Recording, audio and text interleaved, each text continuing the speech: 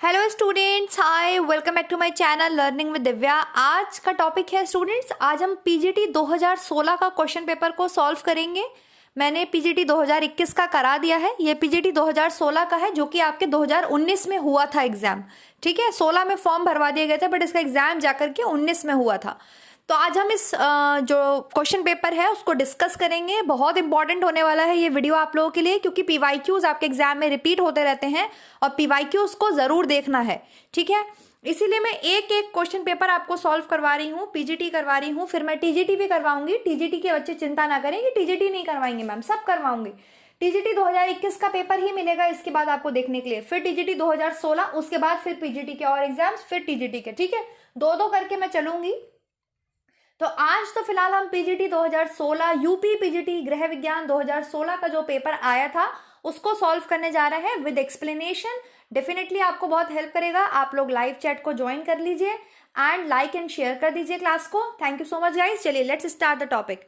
Now the first question is, पहला question जो है वो है आपके सामने कि चलचित्र जो है वो किस प्रकार की विस्तारण शिक्षा विधि है। चलचित्र, आंसर करेंगे सभी बच्चे, गिव मी अ सेकेंड। हाँ, आंसर करिए। चलचित्र किस प्रकार के विस्तारण, विस्तारण मतलब प्रसार शिक्षा में जो आप मेथड यूज करते हैं, ऑडियो मेथड यूज करते हैं, विजुअल मेथड्स यूज करते हैं, ऑडियो विजुअल मेथड्स यूज करते हैं, अकॉर्डिंग टू आप नंबर यूज करते हैं पर्सन के, अकॉर्डिंग टू अलग अलग तरीके से हमने पढ़ा हुआ है। तो चलचित्र आपके जो है वो दृश्य साधन में आता है, ये विजुअल एड है। विजुअल एड ऐसे है कि चलचित्र में क्या होता है, पिक्चर्स केवल दिखाई जा रही होती हैं, केवल जो पिक्चर्स हैं वो आपके सामने आती रहती हैं, वो पिक्चर्स नहीं आपसे बोल रही होती है, मतलब उसमें कोई भी वॉइस नहीं होती है। ठीक है, लेकिन जैसे मूवीज देखते हैं हम, तो मूवीज में पिक्चर्स भी हैं प्लस हमें साउंड भी सुनाई दे रहा है, तो वो ऑडियो विजुअल में आ जाएगा। लेकिन चलचित्र आपने जैसे कभी देखा होगा, केवल और केवल आपके सामने पिक्चर्स डाली जा रही हैं उससे रिगार्डिंग, और जो है आपके सामने वो चीज पिक्चर जो है वहां पर कुछ भी ऐसा साउंड नहीं है, वो अपने आप को इंट्रोड्यूस नहीं कर रहा है, ऐसा कुछ नहीं है। तो चलचित्र जो है वो आपके दृश्य साधन में आता है। ठीक है, और ये विस्तारण शिक्षा की आपके एक विधि है। क्लियर है, आपको समझ में आई ये चीज। इंटरेस्ट मेंटेन करने के लिए, जैसे मैं तो आपसे बात भी करती हूँ लेकिन आपका इंटरेस्ट बराबर वीडियो में मेरे बना रहे, तो मैं कई सारी पिक्चर्स का यूज भी करती हूँ। ठीक है, तो मैं तो ऑडियो विजुअल कर रही हूँ क्योंकि मैं उस पिक्चर को आपको एक्सप्लेन भी कर रही हूँ, लेकिन कभी कभी केवल पिक्चर्स बोल रही हैं। चलचित्र है, एक पिक्चर जैसी मोशन जैसा चल रहा है, लेकिन वो आपको कुछ भी मतलब उसमें आवाज नहीं है, वो ऑडियो विजुअल में नहीं आएगा। क्लियर है। नेक्स्ट देखिए, क्वेश्चन नंबर सेकंड हो जाएगा, रोगों की रोकथाम और स्वास्थ्य का संवर्धन का प्राथमिक उद्देश्य है। किसका प्राथमिक उद्देश्य है कि भाई रोग रुके रहें और लोगों की हेल्थ जो है वो अच्छी बने रहे। रोगहार दवा की, प्राथमिक दवा की, रोकथाम दवा की या आधुनिक दवा की। आंसर करेंगे सब। रोकथाम दवा यहाँ पर आंसर होगा, मतलब ऐसी हमें मेडिसिन और ऐसी वैक्सीनेशन का यूज करना है जिससे कि जो डिजीज है वो स्प्रेड होने से बचे और लोगों की जो हेल्थ है वो अच्छी बनी रहे। तो रोकथाम दवा। क्लियर है। नेक्स्ट देखिए क्वेश्चन नंबर 3, काली खांसी किससे होती है। काली खांसी का आपसे कॉजेटिव एजेंट पूछा है। S meningitis, S pneumonia, S pyogenes या बी पर्टुसिस। बताइए, काली खांसी आपके किससे होती है। काली खांसी आपके बॉर्डिटोला पर्टुसिस नामक बैक्टीरिया से होती है। काली खांसी, whooping cough is a bacterial disease. ठीक है, क्या है आपके, बैक्टीरियल डिजीज है काली खांसी, और ये जो है आपके बहुत खतरनाक होती है, विशेषकर आपके बच्चों में फैलती है, और ये आपके जीवाणु से होती है। कौन सा जीवाणु है, बॉर्डिटोला पर्टुसिस। वेरी गुड, आंसर सबका ठीक होगा।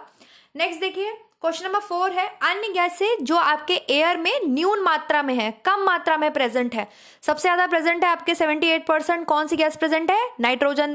देन फिर 21% में आपकी आती है ऑक्सीजन। देन फिर 0.03% में आपकी आती है कार्बन डाइऑक्साइड। फिर कुछ भी परसेंटेज बचता है उसमें अदर गैसेज हैं। तो बताइए कौन कौन सी गैसेज हैं जो बहुत ही न्यून मात्रा में हैं एयर में प्रेजेंट। आंसर करिए। Argon and neon. कौन सी हो जाएगी, आर्गन एंड नियॉन। ये दोनों जो गैसें हैं ये बहुत ही कम मात्रा में आपके प्रेजेंट हैं। तो ऑप्शन नंबर ए ही यहाँ ठीक हो जाएगा, फर्स्ट एंड सेकंड। ठीक है। नेक्स्ट देखिए क्वेश्चन नंबर 5, कृत्रिम वायु आवागमन मतलब आपके ये किसकी बात हो रही है, संवातन की बात हो रही है, लेकिन आपके आर्टिफिशियल संवातन की, आर्टिफिशियल वेंटिलेशन की बात हो रही है। कहां पर होगा आपके कृत्रिम वायु आवागमन, सार्वजनिक हॉल में होगा, सिनेमा में होगा, कारखाने में होगा, बस अड्डे पे होगा? आंसर करिए भाई। बस अड्डे पे तो सब खुला है, बस अड्डे पे तो आपको जो है किसी भी तरीके की वेंटिलेशन की जरूरत नहीं है। कारखाने में बिल्कुल जरूरी है, और आपके जितने भी मूवीज हॉल होते हैं वहां पर वेंटिलेशन की जरूरत होती है, जहां पर एक ऐसा रूम या एक ऐसी जगह जहां पर बहुत सारे लोग आपके बैठे हैं, तो वहां पर हमें प्रॉपर वेंटिलेशन की जरूरत पड़ जाती है। लेकिन बस अड्डा तो खुले में होता है ना, बस अड्डा तो किसी पर्टिकुलर रूम में होता नहीं है। तो आपके सार्वजनिक हॉल है, कोई भी हॉल है, कोई भी आपके कम्युनिटी हॉल है जहां पर बहुत सारे लोग बैठे हैं, तो वहां पर हमें अशुद्ध वायु को बाहर निकालना है और शुद्ध वायु का अंदर प्रवेश हो, ताकि घुटन ना हो। इसके लिए प्रॉपर वेंटिलेशन की जरूरत होती है। तो इस प्रॉपर वेंटिलेशन को मेंटेन करने के लिए हम लोग आर्टिफिशियल वेंटिलेशन का यूज करते हैं। जैसे हम प्लीनल सिस्टम का यूज करते हैं, जैसे हम एग्जॉस्ट लगा सकते हैं, बड़े बड़े एग्जॉस्ट फैन होते हैं जो अंदर की गर्म वायु को बाहर फेंकते रहते हैं, और बड़ी बड़ी विंडो वगैरह होती हैं जो कि शुद्ध वायु को अंदर प्रवेश कराते रहते हैं। या फिर हम आपके प्लीनल सिस्टम हो गया, मिक्स सिस्टम हो गया, या फिर एयर कंडीशनर हो गया, ये सब आपके किस में आते हैं? ये सब आपके आर्टिफिशियल वायु आवागमन या आपके आर्टिफिशियल वेंटिलेशन, आर्टिफिशियल कृत्रिम संवातन के उदाहरण हैं। और वो कहां कहां जरूरत है? आपके कारखाने में, आपके सिनेमाज में, आपके हॉल्स में, जो ऐसा कोई भी बंद कमरा जहां पर बहुत सारे लोग बैठे हैं, ताकि घुटन ना हो। बस अड्डा नहीं होगा तो इसका आंसर हो जाएगा फर्स्ट, सेकेंड एंड थर्ड। ठीक है, नेक्स्ट देखिए, ईपीए को विस्तारित कीजिए। ईपीए को विस्तारित कीजिए। ईपीए क्या है? इसका फुल फॉर्म बताइए। ईपीए सबको समझ में आ रहा होगा। अगर याद नहीं, रट रखा है, बात ही अलग है, लेकिन अगर आपने पढ़ा है, इस चीज को अंडरस्टैंड किया, तो आप बताएंगे कि ma'am EPA essential fatty acid में आता है। हम 3 इसेंशियल फैटी एसिड्स तो पढ़ते हैं, लिनोलेक, लिनोलेनिक एंड एरिकिडोनिक। कोई डाउट नहीं है, वो 3 ही इसेंशियल फैटी एसिड्स हैं मेन। लेकिन इसके अलावा हम ईपीए भी पढ़ते हैं और डीएचए भी पढ़ते हैं। ठीक है, तो ईपीए आपके इकोसा पैंटोनोइक एसिड होता है। कौन सा होता है? इकोसा पैंटोनोइक एसिड। यहां पर हम बात करेंगे, ये देखिए, मैं ये चीज आपको पहले भी पढ़ा चुकी हूं। ठीक है, लिनोलेक आपके ओमेगा 6 फैटी एसिड है, और लिनोलेनिक ओमेगा 3 है, एरिकिडोनिक भी ओमेगा 6 में आ जाता है। एंड आपके ईपीए एंड डीएचए जो है आपके डोकोसा हेक्सोनोइक एसिड। डोकोसा हेक्सोनोइक एसिड की मैंने बात करी थी, ये मदर के मिल्क में प्रेजेंट होता है, माँ के दूध में प्रेजेंट होता है, और बच्चे के ब्रेन के डेवलपमेंट के लिए बहुत इंपॉर्टेंट होता है डोकोसा हेक्सोनोइक एसिड, डीएचए। एंड इसके अलावा आपके ईपीए होता है। ईपीए भी आपके फिजिकल ग्रोथ के लिए बहुत इंपॉर्टेंट होता है। ठीक है, इकोसा पैंटोनोइक एसिड। तो ये भी आपके जो है एक तरीके का इसेंशियल फैटी एसिड ही है। और ईपीए की आप फुल फॉर्म ऐसे ही याद रखेंगे। देख लीजिए, हिंदी और इंग्लिश में सेम लिखा हुआ है। इंग्लिश में वैसे लिखा होगा क्योंकि हिंदी में पेपर है, तो हिंदी में ऐसे लिख दिया है क्योंकि ऐसे ही प्रोनाउंस किया जाता है। तो इकोसा पैंटोनोइक एसिड, इकोसा पैंटोनोइक अम्ल बोल सकते हैं एसिड को हिंदी में, तो अम्ल लिखा हुआ है। क्लियर है? तो सब याद रखेंगे, ईपीए एंड डीएचए। डीएचए जो कि आपके मदर मिल्क में स्पेशली प्रेजेंट होता है, मां के दूध में, और ये बच्चे में ब्रेन डेवलपमेंट में बहुत हेल्प करता है। नेक्स्ट देखिए, स्तन दूध, मदर मिल्क में आपके छाछ और केसीन का अनुपात आरंभिक स्थान में होता है। वही चीज, इस चीज को लेकर के बच्चों में इतना डाउट है, इतने क्वेश्चन, बिल्कुल अनरिलेवेंट क्वेश्चन बच्चे पूछते हैं, इररिलेवेंट, जिसका कोई भी मतलब मैं बता नहीं सकती, कोई भी आंसर नहीं दे सकती मैं। आप बच्चे पूछेंगे मैम अगर बताइए मैम उसमें केसीन भी दिया हो, उसमें वे प्रोटीन भी दिया हो, तो हम क्या आंसर लगाएंगे? आप क्वेश्चन देखिए ना, क्वेश्चन में क्या पूछा जा रहा है। मैंने आपको पढ़ाया है और ये चीज गलत नहीं पढ़ाई है। माँ के दूध में सबसे ज्यादा परसेंटेज जब स्टार्टिंग में माँ का दूध आता है तो उसमें वे प्रोटीन होता है, और दूध में आपके वे और केसीन दोनों ही प्रोटीन पाए जाते हैं। लेकिन आपको मैंने समझाया, बट कुछ बच्चे समझना ही नहीं चाहते हैं क्योंकि दिमाग ही नहीं चलाते हैं अपना, कि वे प्रोटीन इजीली डाइजेस्टेबल होता है, बहुत आसानी से पच जाता है। ठीक है, तो इसलिए माँ के दूध में शुरुआत में वे प्रोटीन की मात्रा बहुत ज्यादा होती है। अब अपना दिमाग यूज करिए, क्यों ज्यादा होती है? क्योंकि भाई बच्चा है, इतना छोटा बच्चा है, अभी ये पैदा हुआ है, उसका सिस्टम थोड़ी वर्क कर रहा है आपकी तरह, तो वे प्रोटीन इजीली डाइजेस्टेबल होता है। केसीन आसानी से नहीं पचता। आपको पता है केसीन के लिए रेनिन एंजाइम चाहिए, फिर वो रेनिन उसको बदलता है पैराकेसिनेट में, फिर जाकर के उस पे ऊपर और काम होता है। उतना छोटा बच्चा है, तो वे प्रोटीन माँ के दूध में शुरुआत में, जब स्टार्टिंग में बिल्कुल मदर मिल्क निकल रहा है, 10 दिन हुए हैं, 11 दिन हुए हैं बच्चे को, 15 दिन हुए हैं, 1 महीना हुआ है, उस समय के वे प्रोटीन की मात्रा ज्यादा होती है। और वही क्वेश्चन इन्होंने पूछ लिया है कि स्तन दूध जो मदर मिल्क निकल रहा है आरंभिक स्तनपान में, आंखें खोल लेना अपना क्वेश्चन करते समय आप लोग, आरंभिक स्तनपान लिखा है, और मैंने ये चीज पढ़ाई है आपको, बकायदा रेशियो से पढ़ाया है कि स्टार्टिंग में जो मदर मिल्क आता है उसमें वे प्रोटीन आपके 90% होता है, ठीक है, और केवल 10% जो है आपके उस समय क्या होता है, उस दूध में केसीन प्रेजेंट होता है। ऐसा होता भी क्यों है? ऐसा इसलिए होता है क्योंकि भाई बच्चे में वे प्रोटीन बड़ी आसानी से पच जाता है, केसीन इतनी आसानी से नहीं पचता है। लेकिन जैसे जैसे धीरे धीरे माँ का दूध मैच्योर होता जाता है, कोलेस्ट्रम शुरू के 3-4 दिन में आता है। क्या जब तक माँ बच्चे को दूध पिलाती है तब तक कोलेस्ट्रम आता है? आता है तब तक कोलेस्ट्रम? नहीं ना। तो माँ का मिल्क क्या होता जा रहा है? माँ का मिल्क भी मैच्योर होता जा रहा है, होता जा रहा है, नहीं होता जा रहा। तो जैसे जैसे समय बढ़ेगा माँ का दूध भी मैच्योर होता चला जाएगा, परिपक्व होता चला जाएगा, और ये जो रेशियो है आपके छाछ और केसीन का, मतलब वे प्रोटीन का और केसीन का, वो 50-50 हो जाएगा, ठीक है, 50-50 हो जाएगा। 50% प्रोटीन रह जाएगी, 50% वे रह जाएगी। फिर और 1 साल तक जनरली माँ बच्चे को दूध पिलाती, फिर बच्चा गाय के दूध पे आ जाता है। गाय के दूध में वे प्रोटीन का परसेंटेज कम होता है, केसीन प्रोटीन ही अच्छी मात्रा में होती है। तो अगर आपसे प्रश्न पूछा जाता है कि दूध की मुख्य प्रोटीन कौन सी है, केवल दूध की आपसे मुख्य प्रोटीन पूछ रहे हैं, तो वो आपको आंसर देना होगा केसीन है, ठीक है। अब देखिए साफ यहाँ पर क्वेश्चन एग्जामिनर ने बिल्कुल क्लियर पूछा है कि मिल्क दूध आ रहा है, स्तन से ब्रेस्ट मिल्क आ रहा है, उसमें आपको वे प्रोटीन और केसीन का अनुपात बताना है, वो भी आरंभिक स्तनपान में। आरंभिक स्तनपान मतलब बिल्कुल स्टार्टिंग में मदर ने बच्चे को फीड कराना स्टार्ट किया है, तो हमने पढ़ा है कि भाई उस समय वे प्रोटीन की मात्रा ज्यादा होती है और दूध में ये दोनों प्रोटीन प्रेजेंट होते हैं। इसके अलावा दूध में एल्बुमिन भी प्रेजेंट होता है आपके, एंड ग्लोबुलिन भी प्रेजेंट होता है, ठीक है, लैक्टोग्लोबुलिन भी प्रेजेंट होता है आपके। लेकिन बच्चे इतने ज्यादा कंफ्यूज्ड हैं, इतने ज्यादा कंफ्यूज्ड हैं, उन्हें एक प्रॉपर आप आंसर दे दो बस कि इसका यही आंसर होगा, ताकि वो अगर गलत कर दे तो आपकी जान आसानी से खा सके कि नहीं इन्होंने तो हमें ये चीज बताई थी, हमने तो इनके अकॉर्डिंग आंसर कर दिया। अपना दिमाग यूज ही नहीं करना है, क्वेश्चन देखना ही नहीं है। कुछ बच्चों को एग्जैक्ट आंसर चाहिए, एग्जैक्ट आंसर। जैसे टीवी किससे होती है? तो माइकोबैक्टीरियम ट्यूबरक्लोसिस से होती है, तो बस माइकोबैक्टीरियम ट्यूबरक्लोसिस से ही होती है, उसका दूसरा नाम तो हो ही नहीं सकता इनके अकॉर्डिंग। ऐसे बच्चे फिर बहुत प्रॉब्लम क्रिएट कर देते हैं, ठीक है। यहाँ पर आंसर 90:10 होना चाहिए, शायद आंसर आपके यहाँ पर 80:20 दिया है एग्जाम में, लेकिन मुझे तो मेरे हिसाब से 90:10 जो है 90 और 10 अनुपात होना चाहिए आपके, और होता है जो मैंने पढ़ा है उसके अकॉर्डिंग। कहीं पर आंसर मैंने 90:10 देखा है, कहीं पर मैंने 80:20 देखा है, ठीक है। आंसर फिलहाल इसका जो है वो आपके 90:10 ही होना चाहिए। नेक्स्ट देखिए, गर्भावस्था के दौरान वांछित आईसीएमआर है। इस क्वेश्चन को एग्जामिनर ने निरस्त किया है क्योंकि इन्होंने कुछ भी नहीं पूछा इसमें। गर्भावस्था के दौरान किस चीज का वांछित आईसीएमआर पूछ रहे हैं ये? पहली बात तो आईसीएमआर नहीं होता है, आरडीए होता है। आईसीएमआर द्वारा तो आरडीए दिया जाता है, ठीक है। तो यहाँ पर इस क्वेश्चन को निरस्त किया गया है आपके आयोग के द्वारा, क्योंकि इन्होंने ये तो बताया ही नहीं कि गर्भावस्था के दौरान किस चीज का आईसीएमआर पूछ रहे हैं, किसका, प्रोटीन का पूछ रहे हैं, आयरन का पूछ रहे हैं, कैल्शियम का पूछ रहे हैं, किसका पूछ रहे हैं, कुछ पता ही नहीं है। तो यहाँ पर ये आंसर निरस्त कर दिया गया, तो हम भी निरस्त करते हुए आगे बढ़ेंगे। तो जो भी बच्चे हैं मैं उनसे बराबर ये बोलना चाहूंगी कि हिसाब से, ध्यान से क्वेश्चन को आप लोग सॉल्व कीजिएगा। आप चाहते हैं कि आपको केवल एक आंसर प्रोवाइड कर दिया जाए, तो वो पॉसिबल नहीं होता है। आपका आयोग ही इतने अलग अलग तरीके से क्वेश्चन पूछता है जहां पर आप जानते हुए भी आंसर नहीं कर पाएंगे। आप पता है आपको, WHO एक जगह मैंने 1940 भी देखा है, बताइए।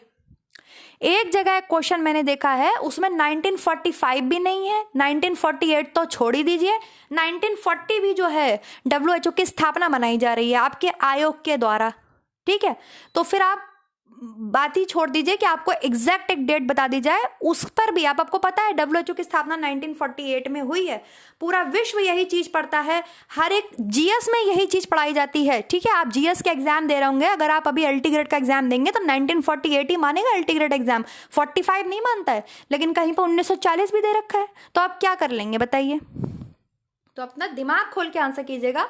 जो बच्चे चाहते हैं कि एग्जैक्ट उनको एक ऑप्शन बता दिया जाए कि बस यही आंसर होगा, तो ऐसा पॉसिबल नहीं है। वो बिल्कुल फैक्चुअल क्वेश्चंस में होता है, लेकिन जहां पर भी थोड़ा बहुत ऊपर नीचे होता है ना, वहां पर आपका जो फैक्चुअल आप आंसर चाहते हैं वो आपको नहीं सटीक रहेगा। नेक्स्ट क्वेश्चन की तरफ चलते हैं। जिंक फॉस्फाइड एक जहर के रूप में यूज किया जाता है किसके लिए? दीपक के लिए, तिलचट्टे के लिए, चूहे के लिए, घरेलू मक्खी के लिए। तो माउस को किल करने के लिए जो जहर लोग यूज करते हैं उसमें जिंक फोस्फाइड या फॉस्फोट होता है। क्लियर है, फॉस्फेट होता है। नेक्स्ट देखिए, 6 वर्ष से कम आयु के बालक, गर्भवती, मतलब 0 to 6 ईयर्स की बात हो रही है, गर्भवती और स्तनपान कराने वाली माताएं हैं, किशोर लड़कियां भी उसकी लाभार्थी होती हैं। ऐसी कौन सी स्कीम है जो आपके 0 to 6 ईयर के लिए, प्री स्कूलर्स के लिए स्पेशली काम करती है और बहुत बड़ी संस्था है, भारत का बहुत बड़ा प्रोग्राम है। मध्याह्न भोजन कार्यक्रम है, मिड डे मील प्रोग्राम है, बालवाड़ी है, ICDS है या जवाहर रोजगार योजना है। तो हमें कभी नहीं भूलना है कि ये आपके ICDS है, ठीक है, इंटीग्रेटेड चाइल्ड डेवलपमेंट स्कीम या सर्विसेज आपके ICDS है, जो कि आपके किसके लिए काम करता है, 0 to 6 ईयर्स के लिए, माताओं के लिए, गर्भवती और आपके स्तनपान कराने वाली, इसके साथ साथ किशोरी जो लड़कियां हैं उनकी भी देखभाल करता है, उनके लिए भी काम करता है ICDS। और भारत का बहुत बड़ा प्रोग्राम है, 1975 में आपके ये आया। नेक्स्ट देखते हैं, एक बालक चलने दौड़ने जैसी गतिविधियों पर डैश के दौरान नियंत्रण पाता है। अब अच्छे से बच्चा चल पा रहा है और रनिंग भी कर पा रहा है, तो आप सब अपने अपने बच्चों को यहाँ पर एग्जाम्पल नहीं देंगे कि मेरा तो 2 ही साल में चलने लगा था, कोई कहेगा मैम मेरा तो 11 महीने में ही दौड़ने लगा था। ठीक है, आप अकॉर्डिंग टू जो सारे बच्चे हैं, क्योंकि हर बच्चा इंपॉर्टेंट है और हर बच्चे को लेकर के जो है स्टडी की जाती है। फिर उसमें थोड़े जो कम होते हैं, मतलब जो कम हल्के से ग्रोथ कर पाते हैं उनको भी देखा जाता है, जो रैपिड ग्रोथ करते हैं उनको भी देखा जाता है, क्योंकि इंडिविजुअल डिफरेंसेस हैं, व्यक्तिगत विभिन्नताएं हैं, हर बच्चा सेम नहीं होता है। ठीक है, तो आपको सारे बच्चों को यूनिवर्सल ध्यान करते हुए आंसर रखना है, अपने बच्चे को देख करके आंसर नहीं करना है यहाँ पर कि नहीं भाई मेरा तो 11 महीने में चलने लगा था तो मैं 1 और 2 वर्ष आंसर लगाऊंगी। ठीक है, ऐसा मत करना। यहाँ पर जो आंसर है वो आपके 4 से 5 साल आएगा, कि नॉर्मली 4 से 5 साल तक का बच्चा अच्छे से चल सकता है, अच्छे से रनिंग कर सकता है, ऐसी गतिविधि वो कर सकता है, अपना कंट्रोल पा सकता है। छोटे छोटे बच्चे होते हैं 2-3 साल के, गिर भी जाते हैं, चलते चलते दौड़ते दौड़ते कई बार गिर जाते हैं, मतलब वो उनका अभी अपने मसल्स के ऊपर पूरी तरीके से कंट्रोल नहीं है। लेकिन कुछ कहेंगे नहीं मेरा तो 2 ही साल में दौड़ने लगा था, भागने लगा था, रनिंग करने लगा था। तो अपना बच्चा अपने पास आप उसको जानते हैं, वो अच्छी चीज है, लेकिन हम यहाँ यूनिवर्सल बच्चों की बात कर रहे हैं, क्योंकि हर बच्चा इंपॉर्टेंट है ना, केवल हमारा ही बच्चा इंपॉर्टेंट नहीं है, हमें सबको देख करके आंसर करना है। तो 4 से 5 साल यहाँ पर आंसर होगा कि इतने साल तक का बच्चा जो है वो चल सकता है, दौड़ सकता है और वैसी एक्टिविटीज पे, अपनी मसल्स पे उसका कंट्रोल होता है। नेक्स्ट देखते हैं, जल के शुद्धिकरण की भौतिक विधि है। जल को हम 3 तरीके से शुद्ध कर सकते हैं, भौतिक विधि से, यांत्रिक विधि से और रासायनिक विधि से। ठीक है, भौतिक विधि में आपके आता है उबालना और या आपके आसवन विधि, ये सब आपकी किस में आती हैं, भौतिक विधि में आती हैं। यांत्रिक विधि में आप फिल्टर्स का यूज करते हैं, तो घरों में बहुत पहले घरों में घड़ौची विधि यूज करी जाती थी, जहाँ पर 4 घड़े से पानी जो है आपके फिल्टर किया जाता था। अब तो आजकल आपके आधुनिक फिल्टर्स भी आ गए हैं, तो जहां पर हम यंत्रों का प्रयोग करते हैं वो यांत्रिक विधि। और रासायनिक विधि जहां पर आप क्लोरीन, लाल दवा, पोटेशियम परमैंगनेट, इन सब चीजों का यूज करके वाटर को प्यूरिफाई कर रहे हैं, जल को शुद्ध कर रहे हैं, तो वो रासायनिक विधि के अंतर्गत आता है। तो जल को शुद्ध करने की 3 विधियां हैं, भौतिक, यांत्रिक और रासायनिक। उबालना इसमें आपके आंसर हो जाएगा, क्लियर हो जाएगा। उबालना, बॉइलिंग जो है आपके भौतिक विधि है। नेक्स्ट देखते हैं क्वेश्चन नंबर 13, ग्रेनुलोसाइट क्या है बताइए। ग्रेनुलोसाइट है न्यूट्रोफिल्स, इओसिनोफिल्स या बेसोफिल्स या all of the above. Granulocyte आपके टाइप ऑफ WBC है और ये सभी हो जाएगा आंसर। ठीक है, ये सभी इसका आंसर हो जाएगा। नेक्स्ट देखते हैं क्वेश्चन नंबर 14, फाइब्रिनोजन को फाइब्रिन में कन्वर्ट कर देता है क्या। ये ब्लड क्लॉटिंग की बात है, रक्त का थक्का जमता है जब आपके फाइब्रिनोजन फाइब्रिन में कन्वर्ट हो जाता है। और ये जो फाइब्राइन होता है इसका स्ट्रक्चर आपके जालीनुमा होता है, लाइक दिस, और यही जो है आपके घाव के ऊपर जाकर के चिपक जाता है। जब ये चिपक जाता है तो इसमें सारे WBC, RBC, क्योंकि वो सॉलिड फॉर्म में है, वो सब इसमें फंस जाते हैं और थोड़ा सा ब्लड जो है वो बाहर आ जाता है, लेकिन वो फंस जाते हैं चूंकि, तो वहीं पर ब्लड क्या होता है, जम जाता है। ये ब्लड का लॉस नहीं होने देता बॉडी के अंदर से। ठीक है, अगर कहीं पर कट जाता है तो, क्योंकि ब्लड नहीं बहना चाहिए, 5 से 6 लीटर ब्लड होता है, अगर वो बह जाएगा तो बहुत ज्यादा पेशेंट की डेथ बिल्कुल निश्चित हो जाती है।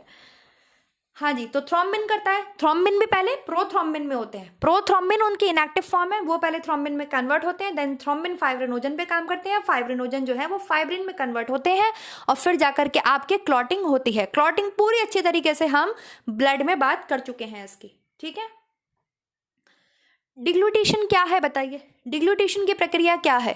इस एक ही प्रैक्टिस सेट में सेम क्वेश्चंस इतनी बार अलग अलग तरीके से पूछे गए हैं। इस एक प्रैक्टिस सेट में मैंने एक चीज देखी है, केवल इसमें पीजीटी जो 2016 वाला एग्जाम है, इसमें सेम प्रोसेस में से 2-2, 3-3 बार क्वेश्चन पूछ लिया गया है। डिग्लूटेशन क्या होता है? फूड को निगलना, ठीक है, इसको आप डिग्लूटेशन कहते हैं या swallowing कहते हैं, अंदर निकलना, swallow करना फूड को, ठीक है, डिग्लूट करना, यह होता है फूड को निगलना। क्लियर है? चबाना इज मैस्टिकेशन, मैस्टिकेशन का मतलब होता है फूड को चबाना। क्लियर है? नेक्स्ट देखिए क्वेश्चन नंबर 16, पुनर्जीवक के लिए प्रयुक्त होता है। आपको किसी को दोबारा जीवन देना है तो क्या होगा, आप उसको तुरंत रक्तदान करेंगे, कृत्रिम श्वसन देंगे, डायलिसिस देने लगेंगे, अधिछनन देने लगेंगे। ठीक है, इसका आंसर करिए, पुनर्जीवन के लिए कृत्रिम श्वसन देंगे, है ना। क्योंकि हम अगर मान लीजिए ये आपके प्राथमिक चिकित्सा से है, कोई व्यक्ति है आपके सामने बेहोश हो गया है या कुछ भी ऐसी चीज हो गई है, उसको अटैक पड़ गया है, तो सबसे पहले हमें उसको क्या देना है, कृत्रिम श्वसन देना है, जिससे कि उसकी लाइफ को बचाया जा सके। नेक्स्ट देखेंगे क्वेश्चन नंबर 17 की तरफ चलेंगे। अमाशय में पेप्सिनोजन को सक्रिय करता है। अब आप ये चीज समझ गए होंगे कि डायरेक्ट पैप्सिन नहीं निकलता। जिसने भी आपको कभी डायरेक्ट पैप्सिन पढ़ाया हो, स्टार्टिंग में तो मैंने भी आपको बताया था डायरेक्ट पैप्सिन, लेकिन जब मैंने इसकी स्टडी करी तो मैंने देखा डायरेक्ट पैप्सिन नहीं पूछा जाता एग्जाम में भी। एग्जामिनर जानते हैं भाई डायरेक्ट पैप्सिन नहीं निकलता। क्यों नहीं निकलता, इसका रीजन भी मैं आपको बताऊंगी। पैप्सिन निकलता कहाँ है पहले तो आप ये बताइए, पैप्सिन किसके पाचन के लिए जरूरी है ये बताइए। पेप्सिन आपके अमाशय में आता है, ठीक है, अमाशय में सिक्रीट होता है। दूसरी चीज आपके पेप्सिन प्रोटीन के पाचन के लिए जरूरी है। किसके पाचन की जरूरी है, प्रोटीन के। और डायरेक्ट पेप्सिन नहीं निकलता, इनएक्टिव फॉर्म निकलती है इसकी पेप्सिनोजन। क्या निकलती है, पेप्सिनोजन। पेप्सिनोजन को पेप्सिन में कन्वर्ट करता है HCl, हाइड्रोक्लोरिक एसिड। ये चीजें तो अब मैं इतनी बार आपको पढ़ा चुकी हूं कि अब आप ये चीजें गलत नहीं कर सकते, और ये फैक्चुअल क्वेश्चंस है, ये कभी बदलते नहीं है। ठीक है, पेप्सिनोजन को पेप्सिन में HCl ही कन्वर्ट करता है, जबकि ट्रिप्सिनोजन वो भी इनएक्टिव फॉर्म है जो कि ट्रिप्सिन में बदलती है। ट्रिप्सिन भी आपके प्रोटीन के पाचन के लिए जरूरी है, लेकिन प्रोटीन का पाचन आपका केवल स्टमक में नहीं होता। प्रोटीन का पाचन सबसे ज्यादा कॉम्प्लिकेटेड होता है। प्रोटीन सबसे ज्यादा कॉम्प्लिकेटेड होते हैं। प्रोटीन्स आपके पॉलीमर्स होते हैं, लंबी लंबी श्रृंखलाएं हैं अमाइनो एसिड्स की। तो यहाँ पर केवल पेट में जो है वो लंबी लंबी श्रृंखलाएं आपकी अमाइनो एसिड्स की कई भाग में टूट जाती है। मान लीजिए लंबी लंबी चेन्स हैं, तो ये 2 भाग में टूट गई, ठीक है, तो इन्हीं को हम बोलते हैं पेप्टोन्स बन गए। तो प्रोटीन जो है आपके पेट में, उसका अमाशय में डाइजेशन स्टार्ट होता है। जब कभी भी आप फूड में प्रोटीन लेते हैं, प्रोटीन को तोड़ने के लिए आपके पहले पेप्सिनोजन रिलीज होता है गैस्ट्रिक ग्लैंड से, ठीक है, पेप्सिनोजन निकलता है। पेप्सिनोजन को आपके जो है एक्टिव करता है HCl, हाइड्रोक्लोरिक एसिड, जो कि आपके पेट में प्रेजेंट है, और हाइड्रोक्लोरिक एसिड पेप्सिनोजन को पेप्सिन में कन्वर्ट करता है। देन ये पेप्सिन जो है आपके प्रोटीन्स पर वर्क करके उन्हें पेप्टोन्स में तोड़ता है। समझ में आ गया? ये सारा चीज मैं पढ़ा चुकी हूं, और ये चीजें आप ध्यान रखिएगा। ये TGT PGT दोनों के लिए जरूरी है, क्योंकि पाचन तंत्र TGT में भी आता है। ठीक है, चलिए नेक्स्ट देख लेते हैं। निम्नलिखित में से कौन उदर आंत्र नलिका का भाग नहीं है? उदर आंत्र नलिका मतलब आपके ये स्टमक की बात हो रही है। उदर आंत्र नलिका का भाग नहीं बनाता यकृत, पित्ताशय, अग्नाशय, या ये सभी। उदर आंत्र नलिका का भाग ना तो यकृत है, ना पित्ताशय है, मतलब पित्ताशय मतलब गॉल ब्लैडर, और ना ही आपके अग्नाशय है। ठीक है, समझ में आएगा? ये सब पाचन तंत्र का भाग है, उदर आंत्र नलिका का भाग नहीं है। आपसे कंप्लीट डाइजेस्टिव सिस्टम पूछा जाएगा तो आपका मुंह, आपकी सलाइवरी ग्लैंड्स, आपके टीथ, ठीक है, बाकी पूरा सिस्टम आपके पाचन तंत्र में आता है। उदर आंत्र नलिका का ये भाग नहीं है, तो यहां पर आपके आंसर हो जाएगा ये सभी। क्लियर? नेक्स्ट देखिए क्वेश्चन नंबर 19 का आंसर दीजिए। सांद्राव हार्मोन का उदाहरण है, मतलब स्टीरॉयड हार्मोन का उदाहरण है। बताइए कौन सा इनमें ऐसा हार्मोन है जो आपके स्टीरॉयड है? एस्ट्रोजन आपके स्टीरॉयड हार्मोन है, ठीक है। विटामिन डी आपके स्टीरॉयड हार्मोन है। क्लियर है स्टूडेंट? ये चीजें आप ध्यान रखिएगा। विटामिन डी एकमात्र ऐसा विटामिन है जो कि आपके हार्मोन्स में गिना जाता है। डी आपके हार्मोन भी है। क्लियर? तो ये चीज आप ध्यान रखिएगा। एस्ट्रोजन, एस्ट्रोजन कहाँ रिलीज होता है? एस्ट्रोजन आपके फीमेल्स ओवरीज से रिलीज होता है। इसके ऊपर आपके कौन काम करता है फीमेल के ओवरीज पे? फीमेल की ओवरीज पे पिट्यूटरी, एंटीरियर पिट्यूटरी एडिनोहाइपोफाइसिस से निकलने वाले LH एंड FSH वर्क करते हैं। LH एंड FSH को निकालने के लिए कौन काम करता है? GnRH काम करता है, गोनेडोट्रोपिन रिलीजिंग हार्मोन, जो कि आपके हाइपोथैलेमस से निकलता है। तो हाइपोथैलेमस GnRH निकालता है, गोनेडोट्रोपिन रिलीजिंग हार्मोन निकालता है। GnRH जो है आपके GnRH ही है ना, गोनेडोट्रोपिन रिलीजिंग हार्मोन। खैर, आपके हाइपोथैलेमस से हार्मोन्स निकलते हैं, फिर वो आपके एंटीरियर पिट्यूटरी मतलब अग्र पिट्यूटरी, जिसको आप एडिनोहाइपोफाइसिस के नाम से जानते हैं, उसके ऊपर वर्क करते हैं। एडिनोहाइपोफाइसिस से दो हार्मोन्स निकलते हैं, FSH and LH, follicle stimulating hormone and luteinizing hormone. ये आपके काम करते हैं ओवरीज पे, देन फिर ओवरीज रिलीज करती हैं एस्ट्रोजन एंड प्रोजेस्टेरॉन। क्लियर है? और एस्ट्रोजन क्या है? आपके स्टीरॉयड हार्मोन है एक। स्टीरॉयड हार्मोन्स क्या होते हैं इसकी बात मैं आपसे एक अलग वीडियो में कर लूंगी कि why oestrogen is called steroid hormone. Clear? Spermatid से शुक्राणु में परिवर्तन की प्रक्रिया कहलाती है। पीजीटी में स्पर्मेटोजेनेसिस से बहुत क्वेश्चन पूछे जाते हैं, तो जो भी पीजीटी की तैयारी कर रहे हैं स्पेशली वो बच्चे स्पर्मेटोजेनेसिस जरूर पढ़ेंगे। मतलब रिप्रोडक्टिव सिस्टम में आप फीमेल का रिप्रोडक्टिव सिस्टम तो पढ़ते ही पढ़ते हैं, इसके साथ साथ आपको मेल रिप्रोडक्टिव सिस्टम पे ज्यादा फोकस करना है, क्योंकि मैंने ये चीज मतलब ऑब्जर्व की है कि पीजीटी में अगर हम एनाटॉमी की बात करते हैं और स्पेशली एनाटॉमी में रिप्रोडक्टिव सिस्टम की बात करते हैं, तो मेल रिप्रोडक्टिव सिस्टम स्पर्मेटोजेनेसिस से क्वेश्चन बहुत ज्यादा बनता है। ठीक है, ये बात आप ध्यान रखिएगा जो भी पीजीटी की तैयारी कर रहे हैं। तो स्पर्मेटिड में स्पर्मेटिड से शुक्राणु में परिवर्तन की प्रक्रिया आपकी क्या कहलाती है? स्पर्मियोजेनेसिस कहलाती है। स्पर्मियोजेनेसिस कहलाती है। मैंने शायद बहुत पहले पढ़ाया है मेल रिप्रोडक्टिव सिस्टम, मुझे भी इसकी बात करनी है। oogenesis पढ़ा दिया है मैंने, स्पर्मेटोजेनेसिस रह गया पढ़ाने के लिए, मैं पढ़ा दूंगी। एक शुक्राणु कोशिका से कितने शुक्राणु बनते हैं? हमेशा याद रखिएगा, एक शुक्राणु कोशिका से आपके 4, ठीक है, 4 स्पर्म बनते हैं। ये चीज आप हमेशा याद रखिएगा। कितने स्पर्म बनते हैं? 4। ये फैक्चुअल है, 5 नहीं बनेंगे, 4 ही बनेंगे। तो जिन्हें फैक्चुअल आंसर चाहिए ना, एकदम फैक्चुअल कि मैम बता ही दें इसका आंसर, तो 4 ही बनते हैं स्टूडेंट, 5 नहीं बनते हैं। नेक्स्ट देखिए, अंडोत्सर्जन के बाद, अंडोत्सर्जन क्या होता है? अंडा किसका रिलीज होता है? अंडा तो फीमेल से रिलीज होता है ना। अंडोत्सर्जन के बाद बचे हुए granulosa cells and theca interna cells, ये क्या बनाती हैं? Granulosa cells and theca interna cells सब आपकी ओवरीज में प्रेजेंट होती हैं। oogenesis वाला वीडियो देखिएगा, उसमें पूरी ओवरी मैंने समझाई है, वहां पर ये सारी चीजें मैंने आपको बताई हैं। ठीक है, तो जब आपके ऐसे मान लीजिए लाइक दिस, उतना अच्छा तो मैं बना भी नहीं पाऊंगी यहाँ पे, मान लीजिए ये आपके ओवरी है, तो ओवरी में आपके क्या होता है, ये जब धीरे धीरे धीरे धीरे करके जो आपका ग्राफियन फॉलिकल होता है, ये यहाँ पर आके रप्चर हो जाता है। रप्चर मतलब 14वें दिन पर ये फट जाता है। ग्राफियन फॉलिकल सबसे बड़ा फॉलिकल होता है, सबसे मैच्योर फॉलिकल होता है। इसी के अंदर आपके सेकेंडरी oocyte होता है, मतलब आपके ओवम होता है।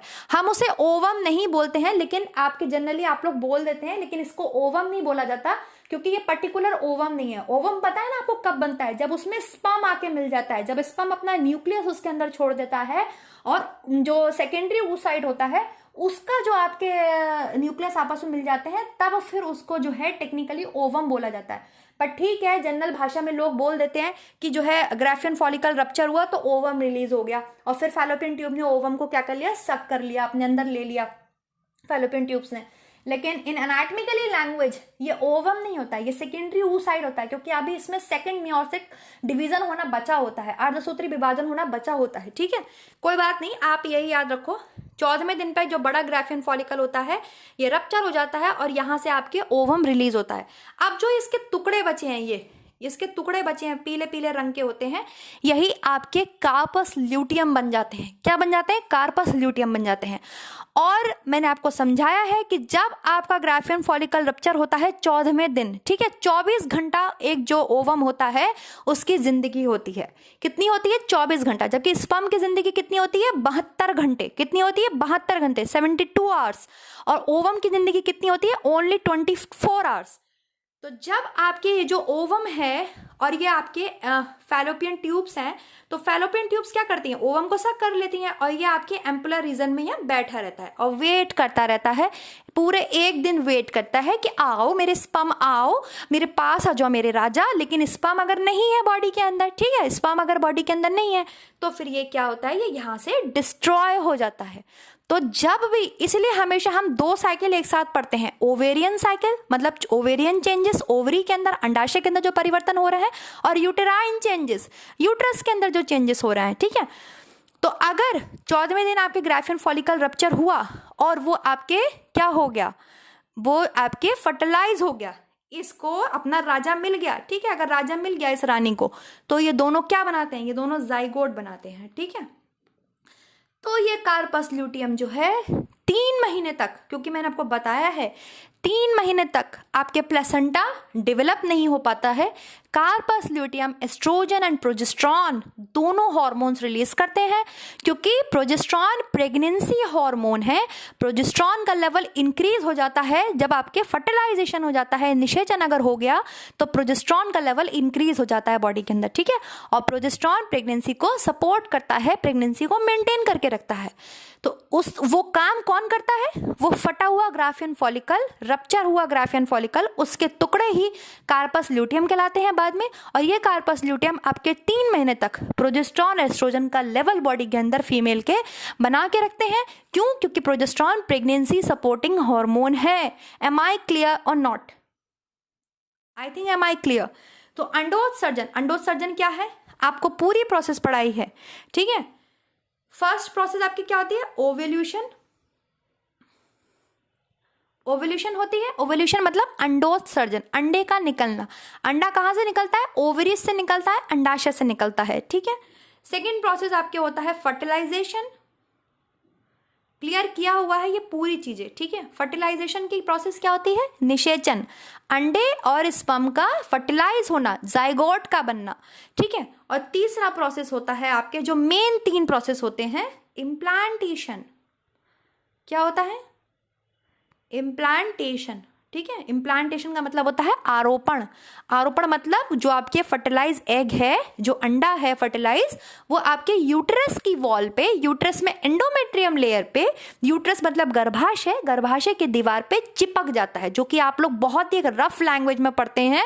हिंदी में लिखा होता है कि अंडा गर्भाशय की दीवार पे चिपक जाता है, ठीक है। उस चिपकने को ही आपके बोलते हैं इम्प्लांट हो जाता है, इम्प्लांटेशन हो जाता है, और प्रेगनेंसी फीमेल को कंफर्म हो जाती है। क्लियर है, समझ में आ गया? ये मेन 3 प्रोसेस होती हैं। लेकिन इम्प्लांट क्या होता है, इम्प्लांट ओवम होता है, जाइगोट होता है, या ब्लास्टोसिस्ट होता है? जरा आंसर दीजिए। अगर मैं यहां से आप से क्वेश्चन पूछती हूं कि यूट्रस की एंडोमेट्रियम वॉल पे, ठीक है, यूट्रस की एंडोमेट्रियम वॉल या गर्भाशय की दीवार पे क्या चिपकता है, ओवम चिपकता है, जाइगोट चिपकता है, या आपके ब्लास्टोसिस्ट चिपकता है? देखिए, अगर जाइगोट ऑप्शन में नहीं होता तो आप कहेंगे मैम ब्लास्टोसिस्ट, ठीक है, क्योंकि जो जाइगोट बना, जब फ्यूजन हुआ ओवम और स्पर्म का, बस उसी समय हम उस सेल को जाइगोट बोलते हैं। और इसका पीरियड 0 to 2 वीक का होता है। 0 to 2 वीक मतलब 14 दिन का होता है इसका समय।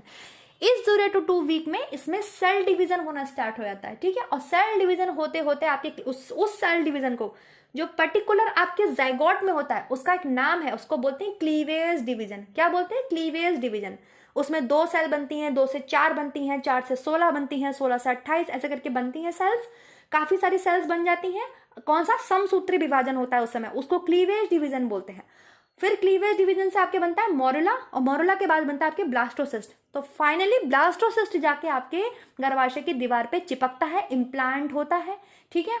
समसूत्री विभाजन है आपके होता है जब आपकी कोशिकाओं का निर्माण होता है, बन रही होती हैं। लेकिन हमेशा आप ध्यान रखिएगा कि स्पर्म में और ओवम में अर्धसूत्री विभाजन होता है। जितनी भी आपकी फर्टिलाइजेशन वाली सेल्स होती हैं, फर्टिलाइजेशन की मतलब निषेचन की, जिससे एक बच्चा, एक जीवन पैदा हो सकता है, वो 2 ही सेल तो हैं। फीमेल्स में ओवम है, मेल्स में स्पर्म है। तो इनमें दोनों में अर्धसूत्री विभाजन होता है। इनके जो क्रोमोसोम्स होते हैं वो जस्ट हाफ हो जाते हैं, तभी ये हैप्लॉइड सेल कहलाते हैं, ठीक है। ये चीज आप याद रखिएगा। ये क्वेश्चन एलटी ग्रेड में पूछा गया था कि स्पर्म एंड ओवम आपके हैप्लॉइड सेल हैं, हैप्लॉइड। ठीक है, हैप्लॉइड सेल क्यों है? क्योंकि इनके पास 23 क्रोमोसोम है, जबकि जाइगोट आपके क्या है? डिप्लॉइड सेल है। क्या है? डिप्लॉइड सेल है। आधे मम्मी से मिले हैं, आधे पापा से मिले हैं, जीन्स क्रोमोसोम्स दोनों से 23 मिल गए। मम्मी ने 23 दे दिए, पापा ने 23 दे दिए, बच्चे के पास हो गए 46 कंप्लीट जाइगोट के पास। इसलिए जाइगोट डिप्लॉइड सेल कहलाता है, sperm and ovum haploid cell कहलाते हैं। क्लियर? आई होप इतना क्लियर हो गया होगा। केंद्रक को, न्यूक्लियस को कोशिका द्रव से अलग करता है। ये हमारी सेल होती है, ये सेल है, सेल के अंदर ऑर्गेनल्स पड़े हुए हैं, बहुत सारे सेल के अंग पड़े हुए हैं। इसके बाहर आपके साइटोप्लाज्म होता है, ये सेल का न्यूक्लियस है। ठीक है, सेल में सबसे बड़ा उसका न्यूक्लियस होता है, इंपॉर्टेंट होता है न्यूक्लियस बहुत ज्यादा। ठीक है, तो न्यूक्लियस को साइटोप्लाज्म से क्या अलग करता है? तो भाई आपके न्यूक्लियस की मेम्ब्रेन करेगी, न्यूक्लियस झिल्ली उसको अलग करेगी। कोई भी मेम्ब्रेन क्या करती है? हम घर के बाहर दीवार क्यों बनाते हैं, सीमेंट क्यों लगाते हैं? ताकि हमारा घर सेपरेट हो सके दूसरों के घरों से, है ना, है ना। इसीलिए तो हम घर में दीवारें खड़ी करते हैं, उस पर सीमेंट वगैरह लगाते हैं, कलर लगाते हैं, अलग अलग मेम्ब्रेन्स उसकी बनाते हैं अपने घर की, ताकि दूसरे से घर हमारा क्या हो सके? सेपरेट हो सके, अलग हो सके। तो केंद्रक को कोशिका द्रव से अलग करती है आपकी केंद्रक झिल्ली, न्यूक्लियर मेम्ब्रेन। नेक्स्ट देखिए, इस केंद्रक की खोज किसने की थी? जल्दी से आंसर करेंगे सब मुझे। न्यूक्लियस की खोज किसने की थी? बहुत तेजी के साथ। अगर कोई बातें कर रहा है मेरे चैट बॉक्स में तो वो बिल्कुल बंद कर दे। हालांकि मैं लाइव होती हूँ तो मैं बातें करने नहीं देती हूँ, क्योंकि मेरी क्लास में सिर्फ पढ़ाई की बातें होंगी, फर्जी कोई बातें नहीं करेंगे आप। ठीक है, तो आंसर करेंगे सब लोग। न्यूक्लियस की खोज किसने की थी? न्यूक्लियस की खोज आपके रॉबर्ट ब्राउन ने की थी, जबकि सेल की खोज आपके रॉबर्ट हुक ने की थी। ठीक है, नेक्स्ट देखिए क्वेश्चन नंबर 24। कोशिका में प्रोटीन का संश्लेषण कौन करता है? ये क्वेश्चन, इसमें आप 10 स्टार लगा लीजिए, ये इतना इंपॉर्टेंट क्वेश्चन है आपके। लगा लीजिए फटाफट, 6 7 8 9 10 स्टार लगा लीजिए। ये टीजीटी पीजीटी का तो सबसे फेवरेट क्वेश्चन है, ये आपके क्या बोलते हैं आयोग का सबसे फेवरेट क्वेश्चन है। कभी ना कभी वो ये क्वेश्चन पूछते जरूर है। प्रोटीन को सिंथेसाइज कौन करता है? प्रोटीन का संश्लेषण कौन करता है? राइबोसोम्स। कौन करते हैं? राइबोसोम्स। राइबोसोम्स कहाँ पाए जाते हैं? राइबोसोम्स आपके ये जो रफ एंडोप्लाज्मिक रेटिकुलम होता है इस पर ऐसे करके चिपके रहते हैं। ठीक है, एंडोप्लाज्मिक रेटिकुलम। और ये राइबोसोम्स प्रोटीन के सिंथेसिस में, प्रोटीन के संश्लेषण में सेल में हेल्प करते हैं। तो राइबोसोम्स आंसर हो जाएगा। नेक्स्ट देखिए, डीएनए में क्या होता है, या डीएनए किस में उपस्थित होता है? डीएनए में क्या नहीं होता है? डीएनए कहाँ उपस्थित होता है? न्यूक्लियस में, माइटोकॉन्ड्रिया में, दोनों में, गोल्गी अपैरेटस में? बताइए, आंसर करेंगे बहुत तेजी के साथ आप लोग। डीएनए भाई न्यूक्लियस में भी प्रेजेंट होता है और माइटोकॉन्ड्रिया में भी प्रेजेंट होता है डीऑक्सीराइबो न्यूक्लिक एसिड डीएनए। ठीक है, क्लियर है। नेक्स्ट देखिए, लार में पानी की मात्रा। देखिए रिपीटेड क्वेश्चन है, 2016 में भी आया था, जो पेपर 2019 में हुआ, और फिर सेम क्वेश्चन 2021 में आपसे पूछा गया। 2021 वाले में भी मैंने कराया था ना, सेम क्वेश्चन पूछा गया, सेम रिपीट हुआ है क्वेश्चन। ठीक है, और लार में पानी की कितनी मात्रा होती है? लार में आपके 99.27, 99% तो आप याद ही रखेंगे, 100% नहीं होती, लेकिन 99% आप याद रखना। बाकी आर में 27, 23 ये तो ऊपर नीचे होता रहता है, लेकिन 99% जो है लार में, सलाइवा में आपके क्या पाया जाता है? पानी पाया जाता है, जल की मात्रा होती है। नेक्स्ट देखेंगे, एक वयस्क, एक नॉर्मल अडल्ट पर्सन में ब्लड कितना होता है? ब्लड का लेवल कितना होता है? 2, 5, 7, 1.5 लीटर। तो हमें पता होना चाहिए कि 5 से 6 लीटर, स्पेशली 5 लीटर तो हमारे शरीर में रक्त की औसत मात्रा होती ही है। वेरी गुड, नेक्स्ट क्वेश्चन की तरफ चलेंगे। एक वस्त्र का सबसे प्रबल दृश्य तत्व और दूर से दिखने वाली पहली चीज है। आप बताइए क्या दिखता है? एक आदमी से या एक फैब्रिक हमने पहना हुआ है तो सबसे पहले उसका दूर से क्या दिखेगा? रेखाएं दिख जाएंगी, रंग दिख जाएगा, संरचना दिख जाएगी, या रूपरेखा दिख जाएगी? उसकी रूपरेखा दिख जाएगी। क्या दिख जाएगी? रूपरेखा, कि भाई किस तरीके का फैब्रिक पहना हुआ है, साड़ी पहनी हुई है या फिर गाउन पहना हुआ है, क्या पहना हुआ है, ठीक है, या कुछ और पहना हुआ है, जमसूट वगैरह पहना हुआ है, तो उसकी रूपरेखा हमको समझ में आ जाती है। क्लियर। नेक्स्ट देखिए 29, batik, tie and dye and ikat किसके प्रकार हैं? वेरी इंपॉर्टेंट क्वेश्चन, और ये भी रिपीटेड है, टीजीटी में भी पूछा जाता है, पीजीटी में भी पूछा जाता है। कि बाटिक है, टाई एंड डाई है, निक्कत आपके रेजिस्ट स्टाइल ऑफ प्रिंटिंग है। किसके हैं? Resist style. 3 स्टाइल होते हैं प्रिंटिंग के आपके। एक होता है डायरेक्ट स्टाइल ऑफ प्रिंटिंग, जहां पर आपने छप्पा जो आपके ब्लॉक प्रिंटिंग है वो डायरेक्ट स्टाइल का एग्जाम्पल है।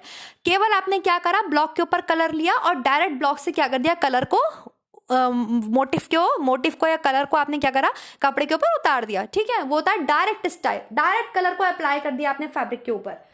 दूसरा स्टाइल होता है रेजिस्ट स्टाइल। रेजिस्ट मतलब आप प्रतिरोध लगाते हैं, आप मोम लगाते हैं, वैक्स लगाते हैं, या कहीं पे कौड़ी से, मटर से, कुछ भी तरीके से आप जिसपे आपको कलर नहीं चाहिए होता है उस जगह को आप बांध देते हैं, तो ऐसी स्टाइल कहलाती है रेजिस्ट स्टाइल ऑफ प्रिंटिंग। ठीक है, एक होती है discharge style of printing. Discharge में क्या करते हैं आप, फैब्रिक पर से आप कलर को हटाते हैं। जहां मान लीजिए पूरा फैब्रिक कलर हो चुका है, जहां पर आपको अब चाहिए कि यहाँ पे कलर नहीं होना चाहिए था, यहाँ पर प्लेन बैकग्राउंड हो जाए, तो ब्लीच की सहायता से वहां से फैब्रिक पर से कलर हटाया जाता है। तो these are the 3 styles of printing, तरीके हैं ये प्रिंटिंग करने के। And many methods of printing, methods अलग होते हैं, विधियां अलग होती हैं, जैसे block printing, stencil printing, screen printing, ठीक है, रोलर प्रिंटिंग। और आपके कौन कौन सी होती है रोलर के अलावा? बहुत सारी होती हैं आपके, इंकजेट प्रिंटिंग है, ट्रांसफर्स प्रिंटिंग है, ये सब आपके प्रिंटिंग के मेथड्स हैं। ठीक है, नमदा धागे से नहीं बनता बल्कि डायरेक्ट। रिपीटेड क्वेश्चन 2016 में भी आया है, 2021 में भी आया था। ठीक है, टीजीटी में भी ये क्वेश्चन जरूर आएगा, आता ही है। कोई नया क्वेश्चन ऐसा तो है नहीं कि कोई बहुत हार्ड क्वेश्चन है जो सिर्फ पीजीटी वालों के लिए है, टीजीटी वालों के लिए भी है। नमदा धागे से नहीं बनता बल्कि डायरेक्ट आपके रेशो से बनता है। इसे हम फेल्टिंग प्रोसेस के नाम से जानते हैं। इंटर बॉन्डिंग ऑफ फाइबर है ये। ठीक है, बॉन्डिंग करी जा रही है, डायरेक्ट किससे की जा रही है, फाइबर से। हम फैब्रिक को ताप या दबाव की सहायता से बना रहे हैं। एग्जाम्पल होता है नमदा, या आपके जो बैग्स होते हैं, जो आपके ये छोटे छोटे आपका कपड़े के बैग अब जो पॉलिथीन की जगह चलने लगे हैं, या आपके फेल्टिंग प्रोसेस से ही बनाए जाते हैं। तो ढीले ढीले रेशे। ठीक है, हमेशा फाइबर ध्यान रखिएगा, फाइबर्स, डायरेक्ट फाइबर से आपके जो है धागे मतलब यान्स, उससे, हाँ, धागे को क्या बोलेंगे, आपके लंबे लंबे धागे आपके, देखो कैसे हम यान से तो बोलेंगे, दिमाग खराब हो रखा है। खैर, धागे से नहीं बनता, आपके किससे बनता है, फाइबर से बनता है, कोई बात नहीं। ठीक, आगे चलते हैं। मजा, फैशन, चटक, रंग की वस्त्र पसंद से जुड़ी है। किससे जुड़ी है बताइए? हमारी उत्कृष्टता से जुड़ी है, यौवन से जुड़ी है, खुशी से जुड़ी है, उदासी से। भाई जब हम खुश होते हैं, हमें खुश होते हैं, अच्छा लग रहा होता है, तभी तो हम अपने जीवन को अच्छे से जीना चाहते हैं। हम चटक मटक रंग के कपड़े पहनते हैं, फैशन के अकॉर्डिंग पहनते हैं, अपने मजे के लिए पहनते हैं। तो खुशी, खुशी जो है हमारे फैब्रिक्स को दर्शाती है। कोई दुखी होता है तो वो चटक रटक रंग के तो कपड़े पहनता नहीं है। अगर हम शादी बारात में जाते हैं तो खुश होते हैं तो खूब अच्छे अच्छे कपड़े पहनते हैं। एक ऐसी एजेंसी है जो बड़ी संख्या में लोगों और अन्वेषण कार्य करने वालों के बीच खाई को पाटने हेतु वांछित है। हमेशा इस चीज को आंसर इस तरीके से आप करेंगे क्योंकि आप एक्सटेंशन एजुकेशन पढ़ते हैं। ठीक है, यहाँ पर शिक्षा भी आंसर बहुत अच्छा हो सकता था, लेकिन शिक्षा दिया नहीं है, तो विद्यालय आंसर नहीं होगा, ग्राम पंचायत आंसर नहीं होगा, सामाजिक समूह आंसर नहीं होगा, आंसर होगा विस्तारण। क्योंकि हम विस्तारण शिक्षा पढ़ते हैं, हम प्रसार शिक्षा पढ़ते हैं। ठीक है, तो प्रसार शिक्षा एक ऐसी एजेंसी बताई गई है जो बड़ी संख्या में लोगों के व्यवहार में परिवर्तन ला सकती है, या हम और उनके बीच में जो हमारे उनके बीच में जो खाई है हम उसको पाट सकते हैं, उनको भी हम अपने साथ खड़ा कर सकते हैं। ठीक है, उनको भी हम एक्सप्लोर करने के लिए क्या कर सकते हैं, तैयार कर सकते हैं। तो आप ये चीज याद रखिएगा, इसका आंसर विस्तारण ही होगा। ठीक है, विद्यालय नहीं होगा। विद्यालय में आप केवल फॉर्मल एजुकेशन दे सकते हैं, इनफॉर्मल एजुकेशन देनी है हमें, हर व्यक्ति तक शिक्षा पहुंचे। तो हम बड़े बड़े जो हमारे अब अनपढ़ रह गए हैं, नहीं पढ़ पाए विद्यालय में जाके, तो उन्हें हम इनफॉर्मल एजुकेशन एक्सटेंशन के थ्रू पढ़ाते हैं। क्लियर? नेक्स्ट देखेंगे, बुलेटिन, लीफलेट, समाचार, कहानियां किसके लिए आप यूज करते हैं? बहुत सरल क्वेश्चन लेकिन महत्वपूर्ण। जनसंपर्क, मास कम्युनिकेशन के लिए हम जो है बुलेटिन, लीफलेट, समाचार पत्र, कहानियां ये सब यूज करते हैं। ठीक है, टेलीविजन है, ये सब हम जनसंपर्क के लिए करते हैं। बताइए, डीपीटी को विस्तारित कीजिए। महत्वपूर्ण प्रश्न, सरल लगेगा आपको इसलिए क्योंकि आप पढ़ चुके हैं तो आपको सरल लगेगा। ठीक है, डीपीटी बताइए। Diphtheria, pertussis and tetanus. Diphtheria, pertussis and tetanus ये ट्रिपल वैक्सीन है, ये बच्चे को लगाई जाती है आपके, इसके बूस्टर डोज भी लगाए जाते हैं। और अगर इसके साथ साथ आपको हेपेटाइटिस का टीका और आपकी इन्फ्लुएंजा हिप वैक्सीन लग रही है तो उसको हम पेंटा वैक्सीन बोलते हैं। ये ट्रिपल वैक्सीन है और इसके साथ 2 वैक्सीन और लग रही है बच्चों को, तो वो आपकी क्या कहलाती है, वो आपके पेंटा वैक्सीन कहलाती है। क्लियर है? चलिए नेक्स्ट देखते हैं। बृहत स्तर पर प्रयुक्त जीवांत जीवाणु टीका है। देखिए जीवांत जीवाणु टीका क्या होता है, लाइव वैक्सीन इंजेक्ट की जाती है बॉडी के अंदर। ऐसा क्यों करते हैं? वैक्सीन्स आपके 3 तरीके की होती हैं स्टूडेंट। एक होती है इनएक्टिव वैक्सीन, एक होती है लाइव वैक्सीन्स, एक होती है आपके टॉक्सॉइड वैक्सीन। इनएक्टिव वैक्सीन्स कौन सी होती हैं, और लाइव एंड आपके टॉक्सॉइड। इनएक्टिव वैक्सीन कौन सी होती है, ये आपकी बॉडी में डाली जाती हैं, बच्चों को लगाई जाती हैं, तो ये बॉडी में जाकर के क्या होती है, फिर इनको एक्टिव किया जाता है, मतलब ये इनएक्टिव फॉर्म में आपके बॉडी के अंदर इंजेक्ट की जाती हैं, तो ये उतनी ज्यादा प्रभावी नहीं होती, इसलिए बार बार इन वैक्सीन के बूस्टर लगाने पड़ते हैं। जैसे डीपीटी है, डिप्थीरिया पर्ट्यूसिस टिटनेस, आपको पता है कि ये बच्चे को लगाया जाता है, ठीक है। इसके बाद इसकी बूस्टर डोज भी बच्चों को लगाई जाती है, डिप्थीरिया की, पर्ट्यूसिस की एंड टिटनेस की। ये उतनी ज्यादा प्रभावी नहीं होती, मतलब इनका जो रोल है वो थोड़ी देर के लिए होता है, थोड़ी देर के लिए बच्चे को इम्यूनिटी प्रोवाइड करती हैं, थोड़े समय के लिए। थोड़ी देर का मतलब ये नहीं 24 घंटे, थोड़ा समय मतलब 2-3 महीने के लिए बच्चे को इम्यूनिटी प्रोवाइड करती है, लेकिन इनकी फिर बूस्टर डोज की जरूरत पड़ती है। जैसे आपके डीटी का टीका बच्चे को 1.5 साल पे लगता है, फिर 5 साल पे लगता है, फिर 10 साल पे लगता है ना, तो 5-5 साल तक वो बच्चे को डिप्थीरिया से और टिटनेस से बचाती हैं। तो इस तरीके से क्या होता है स्टूडेंट्स, वो इनएक्टिव वैक्सीन के अंदर आ जाती हैं। इनएक्टिव वैक्सीन मतलब ये ऐसी वैक्सीन हैं जो ज्यादा टाइम तक एक्टिव नहीं रहेंगी, इनके लिए इनके बूस्टर डोज लगाने पड़ेंगे। दूसरी वैक्सीन होती हैं लाइव वैक्सीन। लाइव वैक्सीन से मतलब ही है कि इसमें जो बैक्टीरिया या जो वायरस है वो लाइव फॉर्म में बॉडी के अंदर इंजेक्ट किया जा रहा है, मतलब वो जिंदा है, उसकी जो पैथोजेनिक एक्टिविटी है उसको खत्म कर दिया गया। पैथोजेनिक एक्टिविटी मतलब वो आपके बच्चे के शरीर में रोग नहीं पैदा कर पाएगा, लेकिन उसकी एंटीबायोटिक बनाने की एक्टिविटी को जगाते हुए उसको जो है बॉडी के अंदर इंजेक्ट किया जाता है। आप मेरी बात समझे?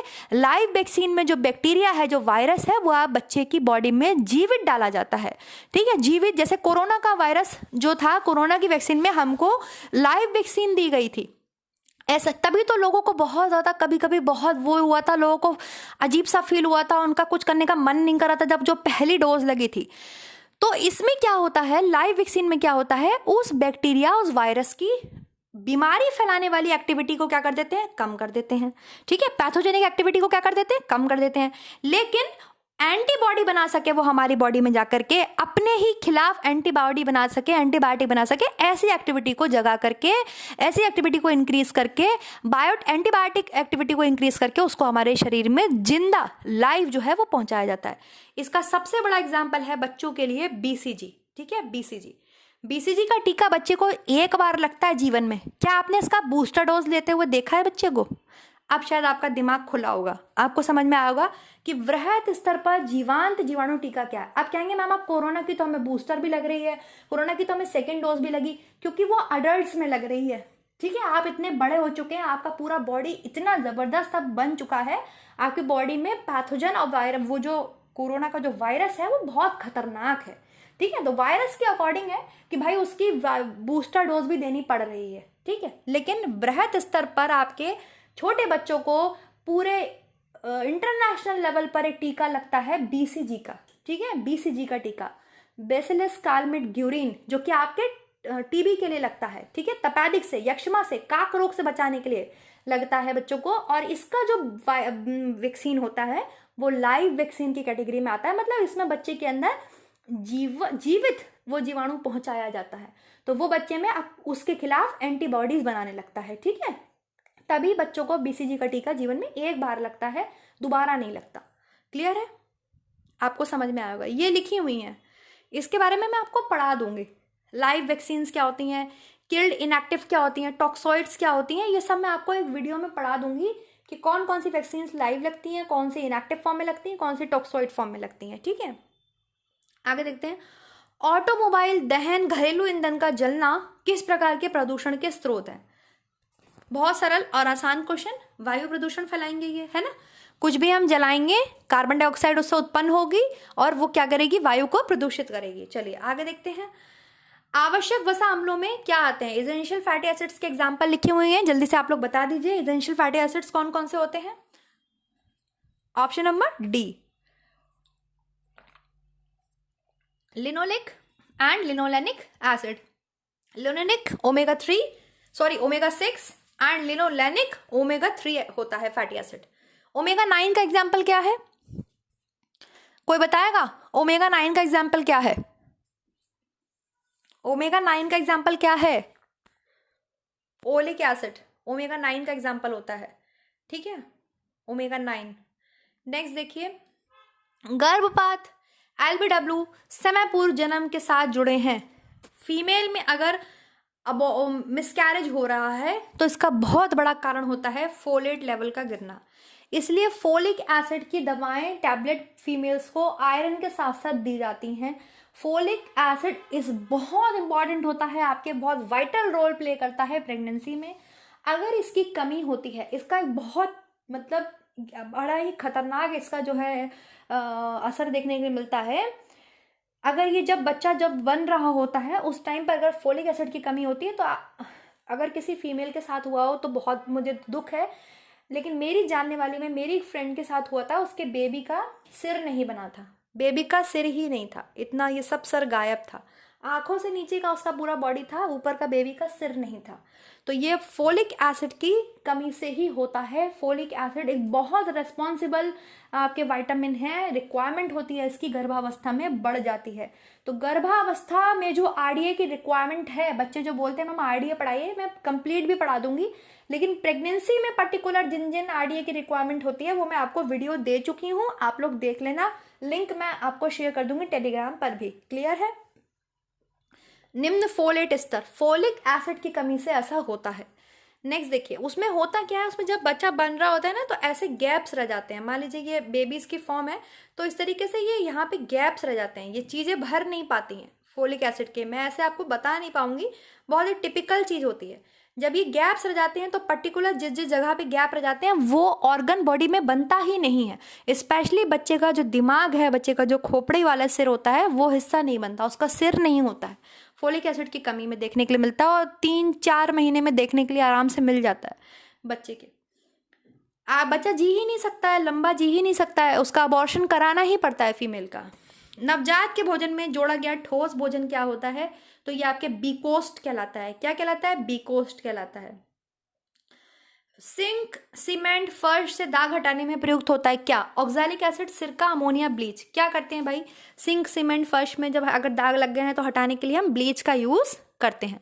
किसका यूज करते हैं हम? ब्लीच का यूज करते हैं। आंसर हो जाएगा आपके डी। नेक्स्ट देखते हैं स्टूडेंट, ब्लीचेस मतलब कुछ ऐसी ब्लीच होती है भाई साबुन आबुन से आपका सिंक है, सीमेंट के फर्श पे दाग वगैरह लग गए हैं, वो नहीं साफ हो रहे हैं तो आप किसी ना किसी ब्लीच से साफ करते हैं, है ना। पारिवारिक प्रणाली के चारों ओर प्राथमिक समाज प्रणाली है। पारिवारिक प्रणाली के चारों, अरे भाई प्राथमिक कौन होते हैं आपके? मित्र, संबंधी, पड़ोसी क्या होते हैं? परिवार तो प्राथमिक है ही, लेकिन परिवार के चारों ओर आपके जो है प्राथमिक क्या हो जाएगा? ये सब होंगे।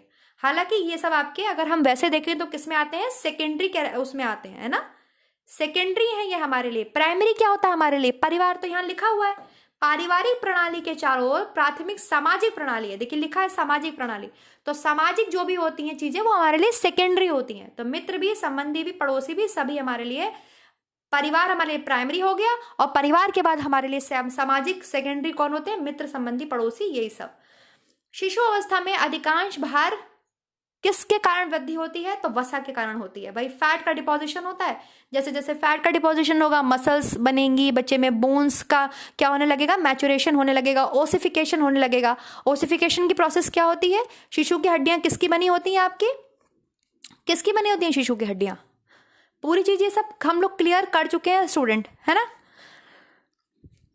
शिशु की हड्डियों का आपके मैच्योर होना, शिशु की हड्डियों का आपके परिपक्व होना, है ना, बोन्स में कन्वर्ट होना आपके, वही आपके क्या कहलाता है? आपके ओसिफिकेशन कहलाता है। तो वैसा आपके जरूरी होती है। नेक्स्ट बताइए 43 का आंसर दीजिए। गर्ल्स हुआ मतलब आपके मम्स, गर्ल्स हुआ को क्या बोलते हैं? मम्स, जिसमें आपकी पैरोटिड ग्लैंड्स जो होती है, सलाइवरी ग्लैंड, जैसे सलाइवा सिक्रीट होता है, ये सूज जाता है। चेचक है, फेफड़े का क्षय रोग मतलब लंग्स टीबी, ये सब किसके उदाहरण हैं? तो आपको पता होना चाहिए, ये सब आपके वायु संचरण एयर बॉर्न डिजीजेस हैं। वहीं आपके जल में कौन कौन सी आ जाएगी? जल में आपके टाइफाइड आ जाएगी, जल में आपके हैजा आ जाएगी। हालांकि जल से आपके भोजन से भी होती है, लेकिन आप ध्यान रखेंगे ब्रॉड क्लासिफिकेशन में आप उसको जल में देंगे और ये सब आपके वायु से होती हैं, ठीक है। ये बहुत इंपॉर्टेंट क्वेश्चन है टीजीटी के लिए भी, ये मत समझना कि टीजीटी के लिए जरूरी नहीं है। नेक्स्ट देखिए, पर्यवेक्षणों का एक समुच्चय जो विशिष्ट समय सामान्यतः समान अंतरालों पर लिया गया है वो क्या होता है। भाई ये क्वेश्चन जो है थोड़ा मुझे इंग्लिश में देखना चाहिए था, लेकिन मेरे पास इंग्लिश में था नहीं, इसलिए मैं इसको यहाँ पर एक्सप्लेन नहीं कर सकती। ये क्या है, पर्यवेक्षणों का एक समुच्चय, ठीक है। फिलहाल इसका आंसर यहाँ पे समय श्रृंखला दिया गया है। मुझे ये क्वेश्चन इंग्लिश में देखने के लिए नहीं मिला, वरना मैं आपको इसको अच्छे से एक्सप्लेन करती। क्लियर है, कोई बात नहीं, इसको थोड़ा सा फूल बना के हम छोड़ देते हैं, देखेंगे इस पर कभी मिल जाएगा इंग्लिश में तो बात कर लेंगे। नेक्स्ट देखिए, थ्रोम्बोसाइट्स क्या होती हैं, थ्रोम्बोसाइट्स को और आप क्या कहते हैं, थ्रोम्बोसाइट्स क्या कहलाती हैं, दूसरा नाम क्या है। तो thrombocytes are also known as platelets. क्या होती हैं आपके, प्लेटलेट्स। इरिथ्रोसाइट्स क्या है, आरबीसी। लिम्फोसाइट्स क्या है आपके, डब्ल्यूबीसी। लिम्फोसाइट्स किसका नाम है, डब्ल्यूबीसी का। इरिथ्रोसाइट्स किसका नाम है, आरबीसी का। थ्रोम्बोसाइट्स किसका नाम है आपके, प्लेटलेट्स का। प्लेटलेट्स आपके बॉडी में रक्त के थक्के को जमाने में हेल्प करती हैं, ब्लड क्लॉटिंग में आपके थ्रोम्बोसाइट्स ही हेल्प करती हैं। डब्ल्यूबीसी बॉडी को इम्यूनिटी प्रदान करती हैं, आरबीसी ब्लड बनाने में एंड आपके ब्लड को कलर देने में हेल्प करता है।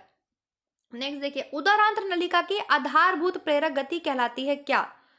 उदर आंत्र नलिका की आधारभूत प्रेरक गति मतलब आपके जो ये बॉडी के अंदर जो डाइजेशन हो रहा है उसमें कौन सा मोशन होता है, कौन सा मोशन होता है, तो मैं आपको बता चुकी हूँ पेरिस्टाल्सिस मोशन होता है। इसको आप क्रमानुकुंचन गति भी बोलते हैं शायद हिंदी में, लेकिन देखिए इंग्लिश में ही लिखा हुआ है।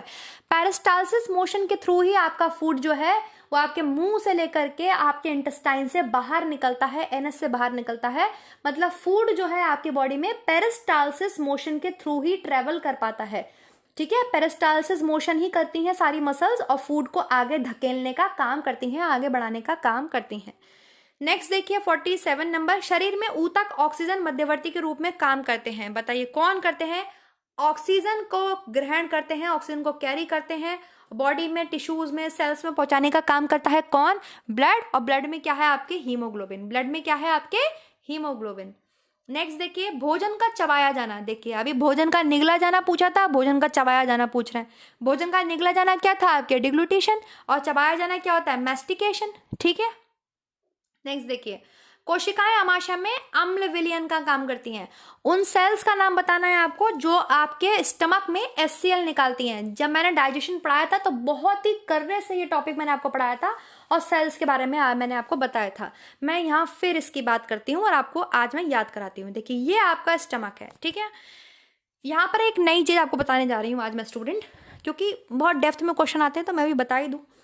ये ईसोफेगस है। ईसोफेगस मतलब क्या होता है आपके, ईसोफेगस मतलब आपके भोजन नली। क्या बोलेंगे इसे आप, भोजन नली, आहार नली मत बोल देना, भोजन नली, ठीक है। ईसोफेगस है। ईसोफेगस से एक साइड से स्टमक आपका जुड़ा है और एक साइड ये आपके ड्यूडेनम से जुड़ा है। ड्यूडेनम क्या होता है आपके, स्मॉल इंटेस्टाइन का पार्ट है, जिसे आप हिंदी में पकवाशय या गृहिणी के नाम से जानते हैं। ड्यूडेनम स्मॉल इंटेस्टाइन का पहला पार्ट होता है, जहां से ये आपके एक तरफ से स्टमक से जुड़ा होता है, ठीक है। तो यहाँ पर क्या होता है स्टूडेंट, ये जो स्टमक है आपको पता है कि फूड हमारा ईसोफेगस से होता हुआ स्टमक में आता है। अब भोजन नली से होता हुआ फूड हमारा जब सलाइवा के साथ मिक्स हो जाता है, फूड हमने फूड खाया और हमारे मुंह में क्या है, सलाइवा, हमने दांतों से चबाया, हमारा सलाइवा फूड में मिक्स हो गया, उसको हम बोलस बोलते हैं। क्या बोलते हैं, बोलस, ठीक है। ये बोलस, ये फूड आपके बोलस होता हुआ स्टमक में आ रहा है, ईसोफेगस से स्टमक में आ रहा है। ईसोफेगस में कोई डाइजेशन नहीं होता, भोजन नली में कोई डाइजेशन नहीं होता, क्योंकि यहाँ कोई एंजाइम प्रेजेंट नहीं है। जब स्टमक में आ रहा होता है तो यहाँ मैंने आपको ये चीज बताई है कि हमारा जो पूरा GI ट्रैक है वो आपका मसल से मिलके बना हुआ है। अंदर म्यूकोसा मसल्स हैं, फिर आपके मस्कुलरिस मसल्स हैं, बाहर वाली मसल्स को आपके सिरोसा बोलते हैं। ये चीज पढ़ाई है ना आपको। यहाँ पर जहां से आपके ईसोफेगस आपके स्टमक से जुड़ा है, एक साइड से आपका जो पेट है वो ईसोफेगस से जुड़ा है ना, भोजन नली से जुड़ा है ना, यहाँ पर बहुत टाइट, बहुत ही ज्यादा टाइट मसल्स पाई जाती हैं स्टूडेंट। इतनी टाइट मसल्स होती हैं, जैसे आप ऐसे देख लीजिए, आप एक पन्नी ले लीजिए और पन्नी को एक साइड से, टॉफी नहीं होती, टॉफी जैसा शेप होता है आपके किसका, स्टमक का। टॉफी को इमेजिन कीजिए, ये आपकी टॉफी है, ठीक है। तो ये एक साइड से क्या होता है, यहाँ पे बहुत कसके बंदी होती है और एक साइड से आपके यहाँ से बहुत कसके बंदी होती है।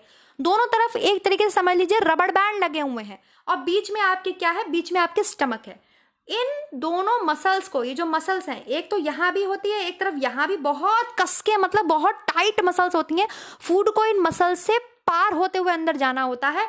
और यहाँ पर ये, तो ये कहलाते हैं आपके स्फिंक्टर, इसको स्फिंक्टर बोलते हैं। इस जो पर्टिकुलर मसल्स हैं अगर इस टाइप की पाई जाती हैं, इस पर्टिकुलर मसल्स को स्फिंक्टर बोला जाता है। व्हाट आर स्फिंक्टर्स, ये क्या काम करते हैं?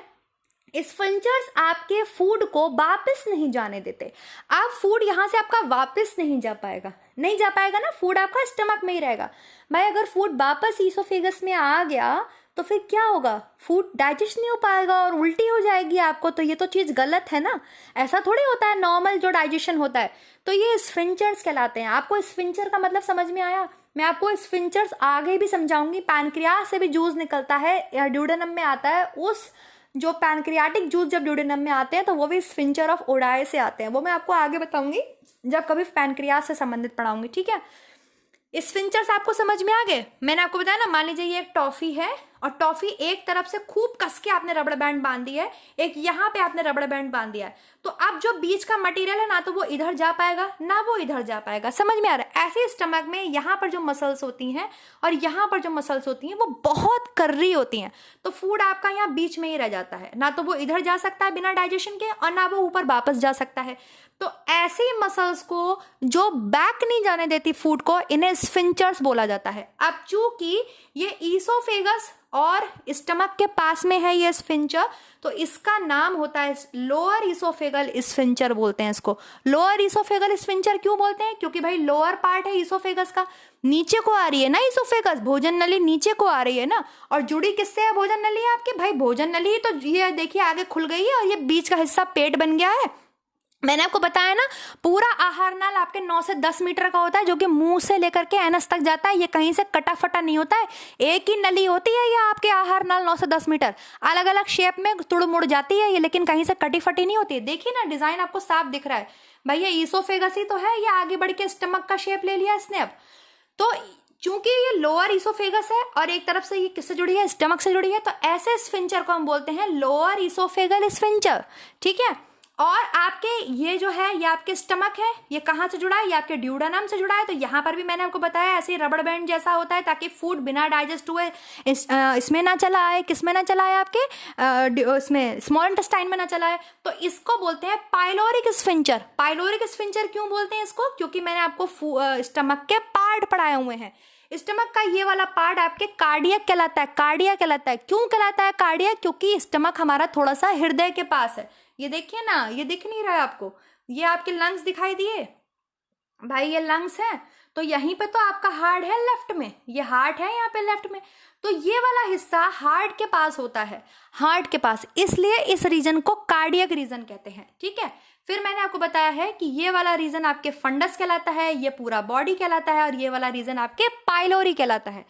तो पाइलोरस पार्ट में भी आपके कितनी टाइट मसल्स पाई जाती हैं जो फूड को डायरेक्ट ड्यूडेनम में नहीं जाने जाती, तो ऐसी मसल्स को हम स्फिंक्टर्स बोलते हैं, इसलिए इसका नाम है आपके पाइलोरिक स्फिंक्टर। क्या नाम है इसका? Pyloric sphincter. समझ में आया आपको? स्फिंक्टर क्या होते हैं? स्फिंक्टर वो जगह होती है जो किसी भी चीज को वापस नहीं जाने देती आपके डाइजेस्टिव सिस्टम में। बाकी आपने हार्ट में पढ़े होंगे valve, tricuspid valve, bicuspid valve, है ना, जो ब्लड को वापस नहीं जाने देते। तो ये चीज आपके स्फिंक्टर समझ में आ गई। 4 फंक्शन, 4 पार्ट होते हैं स्टमक के, आपको समझ में आ गया। कार्डियक फंक्शन क्यों, कार्डियक सेक्शन क्यों बोलते हैं उसे? क्योंकि वो हार्ट के पास है। दूसरा फंडस होता है, तीसरा बॉडी होता है। आपको बताया इस बॉडी में आपके रूजी पाई जाती हैं, ये है रुजाए पाई जाती हैं, जो कि आपके फूड को ऐसे कांटेनुमा स्ट्रक्चर होती हैं, जो कि 4 से 5 घंटे फूड को रोक के रखती हैं। फूड आपका स्टमक में 4 से 5 घंटे रहता है, बिल्कुल बलून की तरह होता है स्टमक आपके।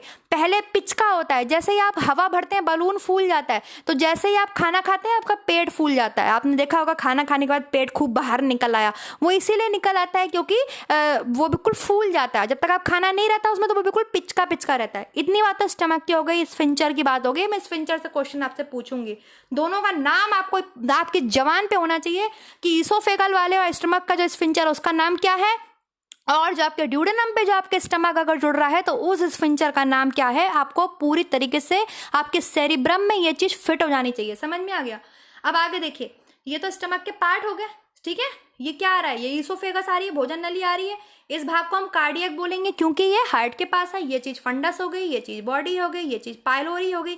नीचे क्या है आपके, ड्यूडेनम है। ड्यूडेनम मतलब आपके स्मॉल इंटेस्टाइन है। अब स्टमक में आपके जो ये स्टमक है स्टूडेंट, ये जो स्टमक है, इस स्टमक में आपके मैंने बताया आपको लेयर्स प्रेजेंट होती हैं। ठीक है, पूरी जीआई ट्रैक्ट में आपके 3-4 लेयर है। म्यूकस लेयर म्यूकस सिक्रीट करती है जिसकी वजह से फूड आपके चिपचिपा रहता है। तो जो मस्कुलरिस लेयर्स होती हैं स्टूडेंट्स, इसी में आपके ग्लैंड्स होती हैं। इस तरीके से गड्ढे होते हैं और ऐसी ग्लैंड्स होती हैं। ठीक है, अब यहाँ इतनी बड़ी बना रही हूँ, इतनी बड़ी ग्लैंड्स थोड़ी होती हैं। ये जो लेयर है, मान लीजिए ये लेयर है, ये लेयर आ रही है। ठीक, अब यहाँ पे गड्ढा है, अंदर को ग्लैंड्स हैं ऐसे, फिर आई, फिर यहाँ गड्ढा हो गया, फिर ऐसे करके ग्लैंड्स हैं। ठीक है, फिर आई, इन ग्लैंड्स को आपके गैस्ट्रिक ग्लैंड्स बोलते हैं। क्या बोलते हैं आपके, गैस्ट्रिक ग्लैंड्स। तो गैस्ट्रिक ग्लैंड्स आपके कहाँ पाई जाती हैं, गैस्ट्रिक ग्लैंड्स आपके स्टमक में, आपके आमाशय में पाई जाती हैं। इन ग्लैंड्स में आपके कई सारी सेल्स पाई जाती हैं, जो कि मैं आपको पहले भी पढ़ा चुकी हूँ। देखिए मैंने ऐसा ही तो कुछ डिजाइन बनाया आपके, इस तरीके से तो ग्लैंड्स होते हैं, गड्ढे होते हैं। अगर आपकी पूरी मान लीजिए ये मसल जा रही है, मसल में कहीं गड्ढा है तो ऐसे है, फिर ऐसे है, फिर ये, तो ये आपकी ग्लैंड्स कहलाती हैं। इन ग्लैंड्स में कुछ सेल पाई जाती हैं। ठीक, तो ग्लैंड्स के जो बिल्कुल गले में सेल पाई जाती हैं उन्हें आपके म्यूकस नेक सेल बोलते हैं, या फिर आपके इसको गॉबलेट सेल भी बोलते हैं। और गॉबलेट सेल, म्यूकस नेक सेल आपके म्यूकस सिक्रीट करती हैं, जिससे आपके आमाशय जो है उसमें फूड आपके चिपचिपा बना रहता है। जब पढ़ाई है ये चीज आपको समझाई है अच्छे से, फिर बता रही हूँ। पैराइटल सेल्स को आपके ऑक्जेंटिक सेल्स भी बोलते हैं स्टूडेंट्स। और ये आपके HCl हाइड्रोक्लोरिक एसिड जो कि आपके पेट में होता है उसको रिलीज करती हैं। इसके साथ साथ इंट्रिंसिक फैक्टर रिलीज करती हैं। इंट्रिंसिक फैक्टर क्या होता है, ये आपके विटामिन B12 को एब्जॉर्ब करने के लिए होता है, जो कि आपके आमाशय से सिक्रीट होता है, इसलिए इसको इंट्रिंसिक फैक्टर कहते हैं। क्योंकि विटामिन B12 एक्सट्रिंसिक फैक्टर है, हम बाहर से विटामिन B12 भी लेते हैं, उसको पचाने के लिए हमारी बॉडी में आमाशय में इंट्रिंसिक फैक्टर बनता है, जो कि उसको डाइजेस्ट करने में हेल्प करता है, उसको एब्जॉर्ब करने में हेल्प करता है, उसे हम इंट्रिंसिक फैक्टर बोलते हैं। तो HCl हाइड्रोक्लोरिक एसिड और इंट्रिंसिक फैक्टर कौन सी सेल्स बनाती हैं, पैराइटल सेल्स, इन्हें हम ऑक्जेंटिक सेल्स बोलते हैं। चीफ सेल्स, आप बताइए चीफ सेल क्या होती है। चीफ मतलब हमारे लिए, हमारे घर में आते हैं ना, या हम कहीं जाते हैं ना, अरे चीफ गेस्ट आने वाले हैं यार, चीफ गेस्ट आने वाले। चीफ गेस्ट मतलब बहुत ही इंपॉर्टेंट है। तो चीफ सेल बहुत इंपॉर्टेंट है। क्यों बहुत इंपॉर्टेंट है, क्योंकि ये एंजाइम्स निकालती हैं, ये प्रोटीन को पचाने वाले एंजाइम्स निकालती हैं, पेप्सिनोजन, रेनिन निकालती हैं आपकी कौन, चीफ सेल। इसलिए भैया ये बड़ी इंपॉर्टेंट है। और आपको एक चीज और समझ में होनी, आपको याद रहनी चाहिए, लाइपेज भी निकलता है, थोड़ा सा आपकी गैस्ट्रिक लाइपेज भी निकलता है। तो अगर कभी एग्जाम में ऐसा क्वेश्चन आ जाए कि आमाशय से निकलने वाले एंजाइम है और ऑप्शंस हो पेप्सिन, रेनिन, लाइपेज, डी हो ऑल ऑफ दी अबव, तो आप क्या लगाएंगे, ऑल ऑफ दी अबव। क्योंकि लाइपेज थोड़ा सा लिटिल बिट एंजाइम लाइपेज आपके गैस्ट्रिक ग्लैंड भी रिलीज करती हैं। ठीक है, समझ में आ गया। और जी सेल आपके गैस्ट्रिन निकालती हैं। जी सेल क्या निकालती हैं, आपके गैस्ट्रिन निकालती हैं। तो आई होप ये चीज समझ में आई होगी। ये क्वेश्चन कई बार आपके इस पेपर में पूछा गया है। देखिए, कौन सी कोशिकाएं आमाशय में अम्ल निकालती हैं, अब आप बताइए। HCl कौन सी कोशिकाएं निकालती हैं, पैराइटल सेल्स निकालती हैं। इन्हें ऑक्जेंटिक भी बोलते हैं, हालांकि आंसर इन्होंने पैराइटल दिया है क्योंकि इन्हें खुद को पता नहीं होगा कि पैराइटल सेल्स को ही ऑक्जेंटिक सेल्स बोलते हैं। लेकिन मैं आपको बता रही हूं, आप ये चीज याद रखेंगे, पैराइटल सेल्स को ही ऑक्जेंटिक सेल्स बोलते हैं। और ये HCl निकालती हैं। क्या निकालती हैं, HCl, जिसकी वजह से आपके स्टमक का जो pH है वो 1.8 रहता है। कितना रहता है, 1.8। अब इसे याद कैसे रखोगे, ऑक्जेंटिक सेल, पैराइटल सेल्स याद नहीं रहती मैम, HCl निकालती हैं। ऑक्स देखा है किसी ने, ऑक्स, बैल देखा है, बैल, बैल कितना गुस्सैल होता है एकदम, मतलब जला फूका रहता है, लाल रंग देख के मन करे तो उसका घुसा दे, सबको मार दे। तो ऐसे याद रखना, ऑक्स, बैल जला भुना रहता है। HCl बहुत हाइड्रोक्लोरिक एसिड है। तो कौन सी सेल्स निकालेंगी, ऑक्जेंटिक सेल, पैराइटल सेल्स। ठीक है, ऐसे आपको मेमोराइज रहना चाहिए। क्वेश्चन का आंसर आपको समझ में आ गया, आपको स्फिंक्टर समझ में आ गया, ईसोफेगल स्फिंक्टर समझ में आ गया, पाइलोरिक स्फिंक्टर समझ में आ गया, स्टमक के पार्ट समझ में आ गए। आगे बढ़ते हैं। ACTH का विस्तारण कीजिए। ACTH क्या है, एडिनोकॉर्टिकोट्रोपिक हार्मोन। कहाँ से निकलता है, एड्रिनल ग्लैंड से निकलता है। ठीक है, एड्रीनल ग्लैंड पढ़ानी है, क्या क्या पढ़ाना है मैं तो भूल जाती हूँ। लाइडिंग सेल्स को टेस्टोस्टेरोन के स्रावण के लिए उत्तेजित करता है। लाइडिंग सेल से टेस्टोस्टेरोन निकले, इसके लिए कौन सा जो है आपके हार्मोन रिस्पॉन्सिबल होता है, जल्दी बताइए। लाइडिंग सेल से टेस्टोस्टेरोन को स्रावित करने के लिए, लाइडिंग सेल्स आपके मेल में पाई जाती हैं और आपके यहाँ पे हो जाएगा LH हार्मोन। LH और FSH दोनों ही फीमेल्स पे भी काम करते हैं, फीमेल्स के ओवरीज पे, मेल्स में उसके टेस्टिस पे काम करते हैं, ठीक है।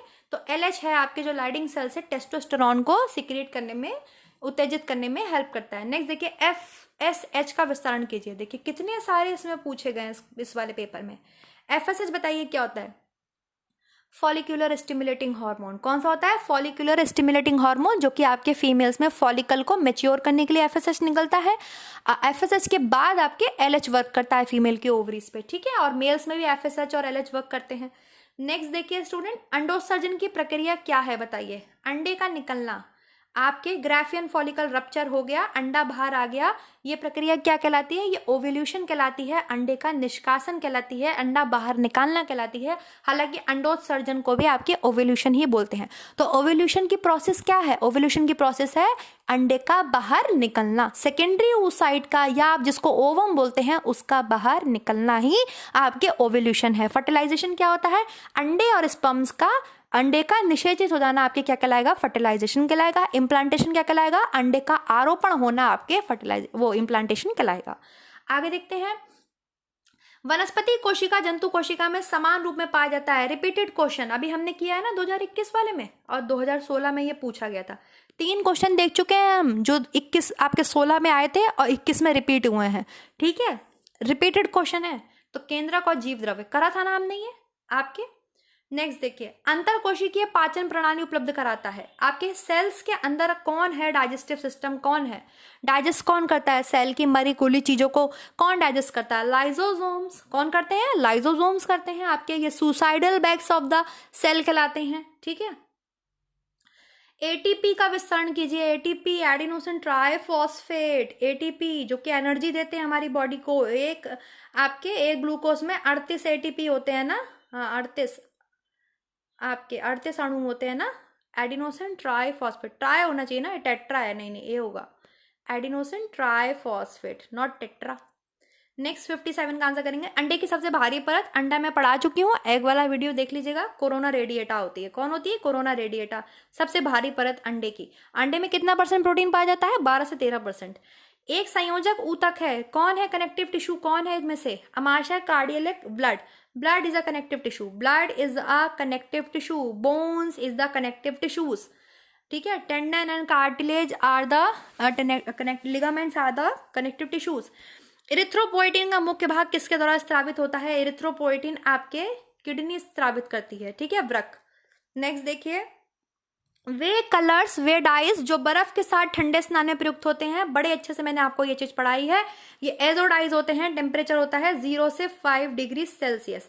एजोडाइज आपके, इसलिए इन्हें हम आइस डाइस के नाम से भी जानते हैं, आइस डाइस के नाम से भी इन्हें हम जानते हैं, रेपिडोजन डाइस के नाम से भी जानते हैं, नेप्थॉल डाइस के नाम से भी जानते हैं, मैजिक डाइस के नाम से भी जानते हैं, बट ये बैन है, ये बैन डाइस है एजोडाइस।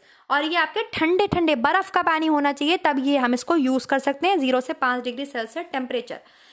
ट्विल बुनाई का उदाहरण है, ट्विल बुनाई का, खाकी, drill, surge, denim, table linen, ये सब आपके किसके एग्जाम्पल हैं, ये सब आपके ट्विल बुनाई के एग्जाम्पल्स हैं। खाकी, सर्ज, ड्रिल, टेबल लिनन, ये सब आपके किसके एग्जाम्पल्स हैं, डेनिम, सब आपके किसके एग्जाम्पल है, ट्विल बुनाई के, आपको याद होने चाहिए अच्छे से। तो खाकी इसका आंसर हो जाएगा। टेबल लिनन का मतलब वो नहीं है कि लिनन से बना हुआ टेबल कपड़ा, ठीक है, टेबल लिनन आपके टेबल पे बिछाने वाले कपड़े को बोलते हैं, पहले उसको बोला जाता था, तो अब उसको टेबल लिनन के ही नाम से जाना जाता है, ठीक है। नेक्स्ट देखिए, ड्राफ्टिंग वस्त्र की सभी स्थितियों का एक निर्माण योजना कंचुकी है। मतलब ड्राफ्टिंग से आप वस्त्र की सभी स्थितियां बना सकते हैं, कॉलर, जेब, बाजू सब बना सकते हैं। ड्राफ्टिंग में काट लेते हैं, हाँ जी भाई सब काट लेते हैं ड्राफ्टिंग में हम, ठीक है। नेक्स्ट देखिए, वाणिज्यगढ़ सिनेमा घर में फिल्म प्रक्षेपण जो होती हैं आपके, जो फिल्म की आपके पट्टियां होती हैं, उसका आकार क्या है, 5, 16 mm, 8 mm, 30 mm। इसका आंसर आयोग ने सबको गलत माना है, क्यों माना है पता नहीं भाई, मेरे हिसाब से इसका आंसर 16 mm होना चाहिए था, लेकिन कहीं कहीं मैंने 8 भी देखा है, कहीं कहीं मैंने 30 भी देखा है, इसलिए आयोग ने इसको निरस्त कर दिया है, ठीक है। मेरे हिसाब से शायद 16 mm होना चाहिए था। आप लोग भी अपनी राय दीजिएगा क्या आंसर होना चाहिए इसका।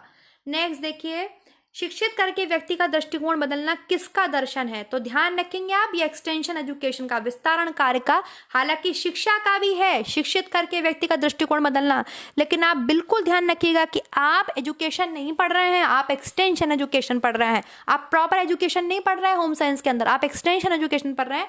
तो ये विस्तारण शिक्षा का आपके काम है, शिक्षित करके व्यक्ति के दृष्टिकोण को बदलना। ऐसा क्वेश्चन आपसे पीजीटी 2021 में पूछा गया था, जिसमें काफी बच्चों ने शिक्षा आंसर लगाया है। ठीक है, पूछा गया था ना, ध्यान है ना, शिक्षा आंसर लगाया था काफी बच्चों ने, जो कि गलत था। उसका आंसर होगा विस्तारण शिक्षा, प्रसार शिक्षा।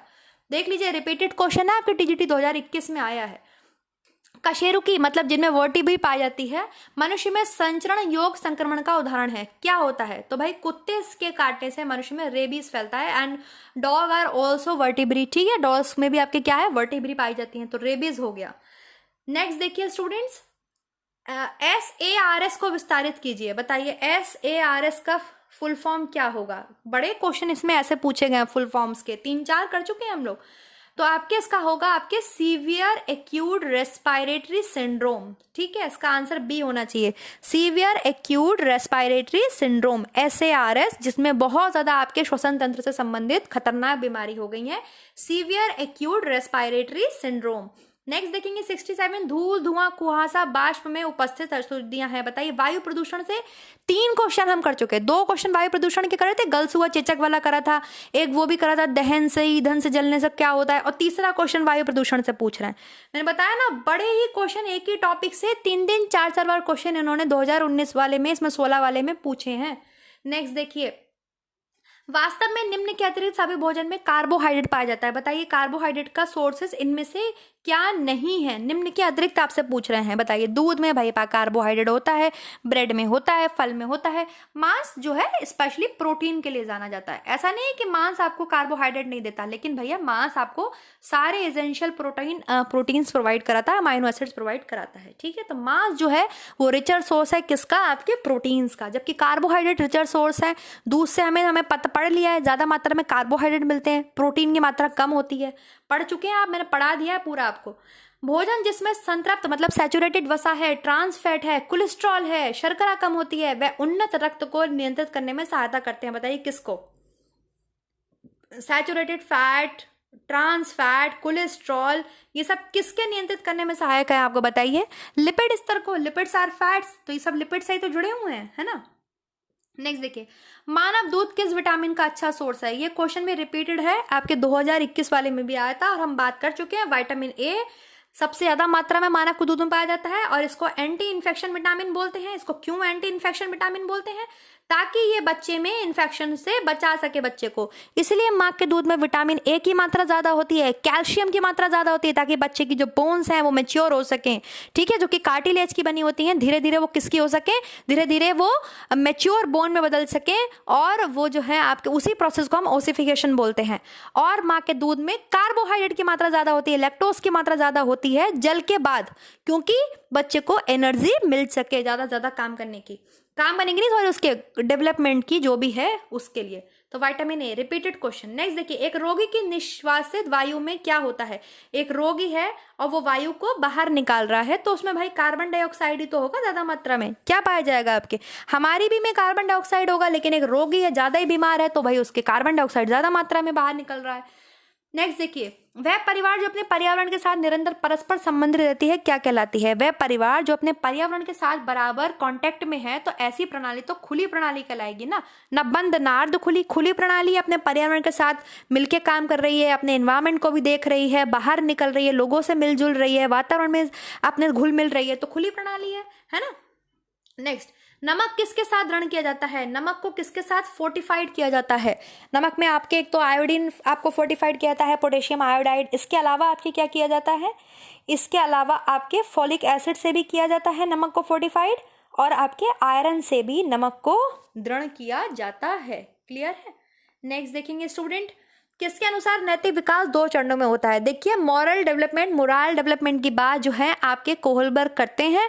कोहलबर्ग के अलावा आपके जीन पियाजे जी भी किसकी बात करते हैं, नैतिक विकास की बात करते हैं। और 2 चरण दिए हैं जीन पियाजे जी ने आपके बच्चों के नैतिक विकास के, ये बात ध्यान रखिएगा। जीन पियाजे जी का संज्ञानात्मक विकास भी है, इसके अलावा नैतिक विकास की बात भी जीन पियाजे करते हैं, ठीक है। और जीन एपिस्टेमोलॉजी की भी बात आपके जीन पियाजे करते हैं। ये 3 चीजों की बात जीन पियाजे ने करी है।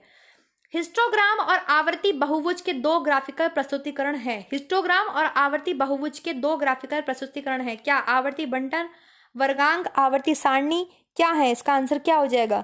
तो आवर्ती वंटन हो जाएगा। आवर्ती वंटन ग्राफिकल प्रेजेंटेशन है। अच्छा जी, ग्राफिकल प्रेजेंटेशन है आवर्ती वंटन, ठीक है। आपके ए हो जाएगा। नेक्स्ट देखते हैं, रक्त हानि की रोकथाम क्या कहलाती है? रक्त हानि की रोकथाम आपके रक्त का थक्का जमना कहलाती है, ताकि बॉडी से ब्लड आपके बाहर ना जाने पाए, इसी को तो रक्त का थक्का बोलते हैं हम। नेक्स्ट बताइए, कार्डियक साइकिल में शिथिलन की अवधि है। शिथिलन, कार्डियक साइकिल में शिथिलन की अवधि है, क्या होती है? प्रकुंचन, साइटोसोल प्रसारण और दोनों। आप देखिए कार्डियक साइकिल की आप 2 चीजें याद रखेंगे, सिस्टोल होता है एंड डायस्टोल होता है, ठीक है। अब ये इंग्लिश वाले बेचारे बच्चे कैसे करेंगे, उन्हें क्या पता प्रसारण और संकुचन क्या होता है। सिस्टोल और डायस्टोल आप याद रखेंगे।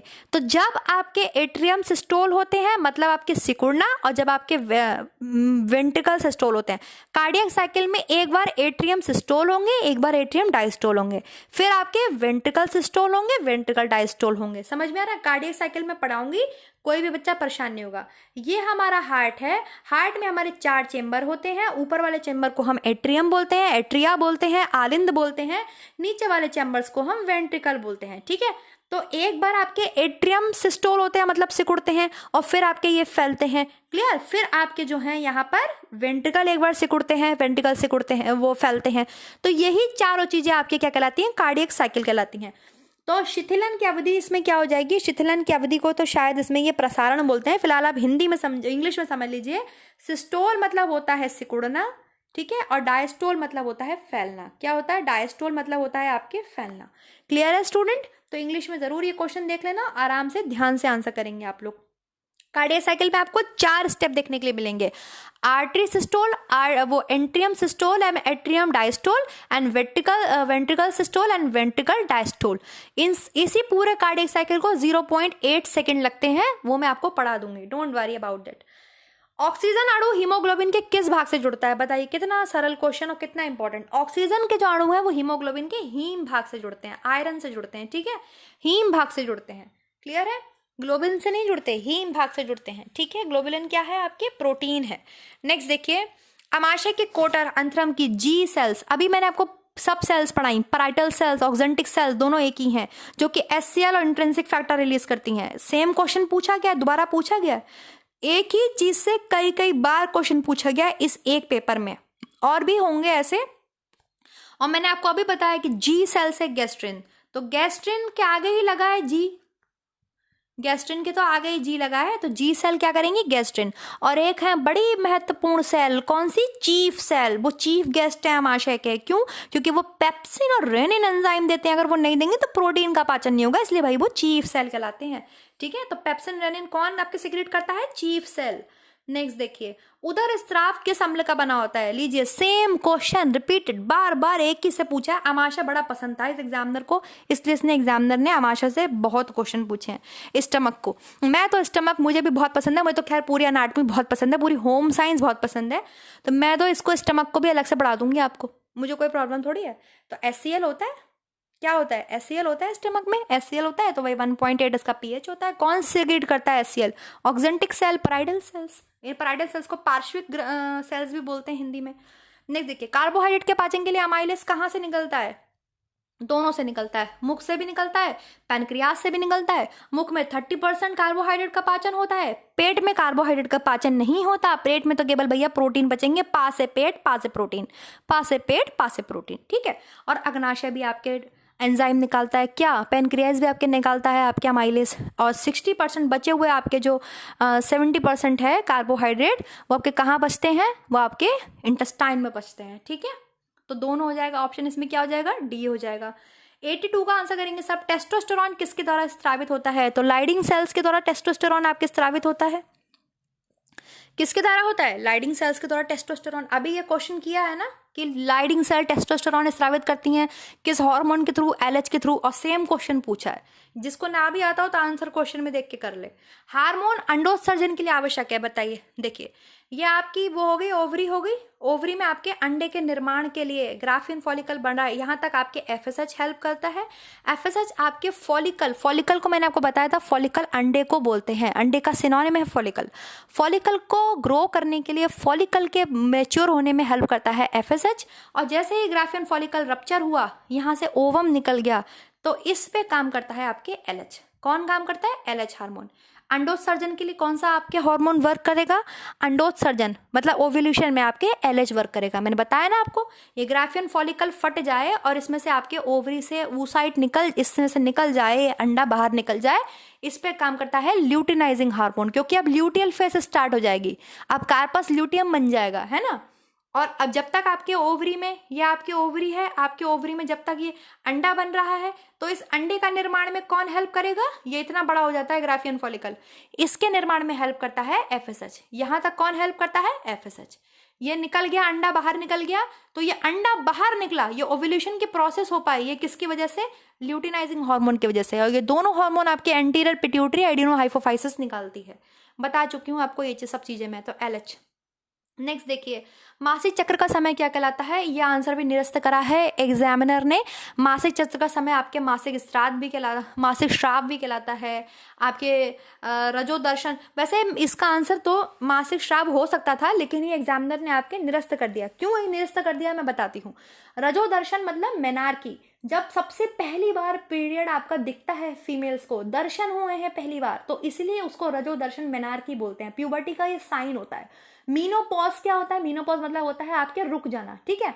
मासिक धर्म का समय आपके मासिक श्राव कहला सकता है कि भाई हर महीने जो है हमको एक सिक्रीशन आती है, श्राव आता है, तो मासिक श्राव हो गया। लेकिन मेरे को जहां तक पता चला है कि इसका आंसर आपके आयोग ने इस प्रश्न को ही गलत माना है। उन्होंने कहा है कि इसके 3 जो है ऑप्शन सही हैं, लेकिन इसका ये ऑप्शन बिल्कुल सही था, डी, क्योंकि मासिक चक्र का समय मासिक श्रावी कहलाएगा। रजोदर्शन पहले फर्स्ट मेंस्ट्रुअल साइकिल को बोलते हैं, मतलब पहली बार ब्लड के, मेंस्ट्रुअल ब्लड के दर्शन होना, मतलब मेनार्की, ठीक है। ये चीज मैंने आपको प्यूबर्टी वाले पीरियड उसमें पढ़ाई है, समझ में आ गया। और लास्ट होता है मीनोपॉज, आपके उसको रुक जाना, जो सबसे लास्ट होता है 40 साल में जाकर के।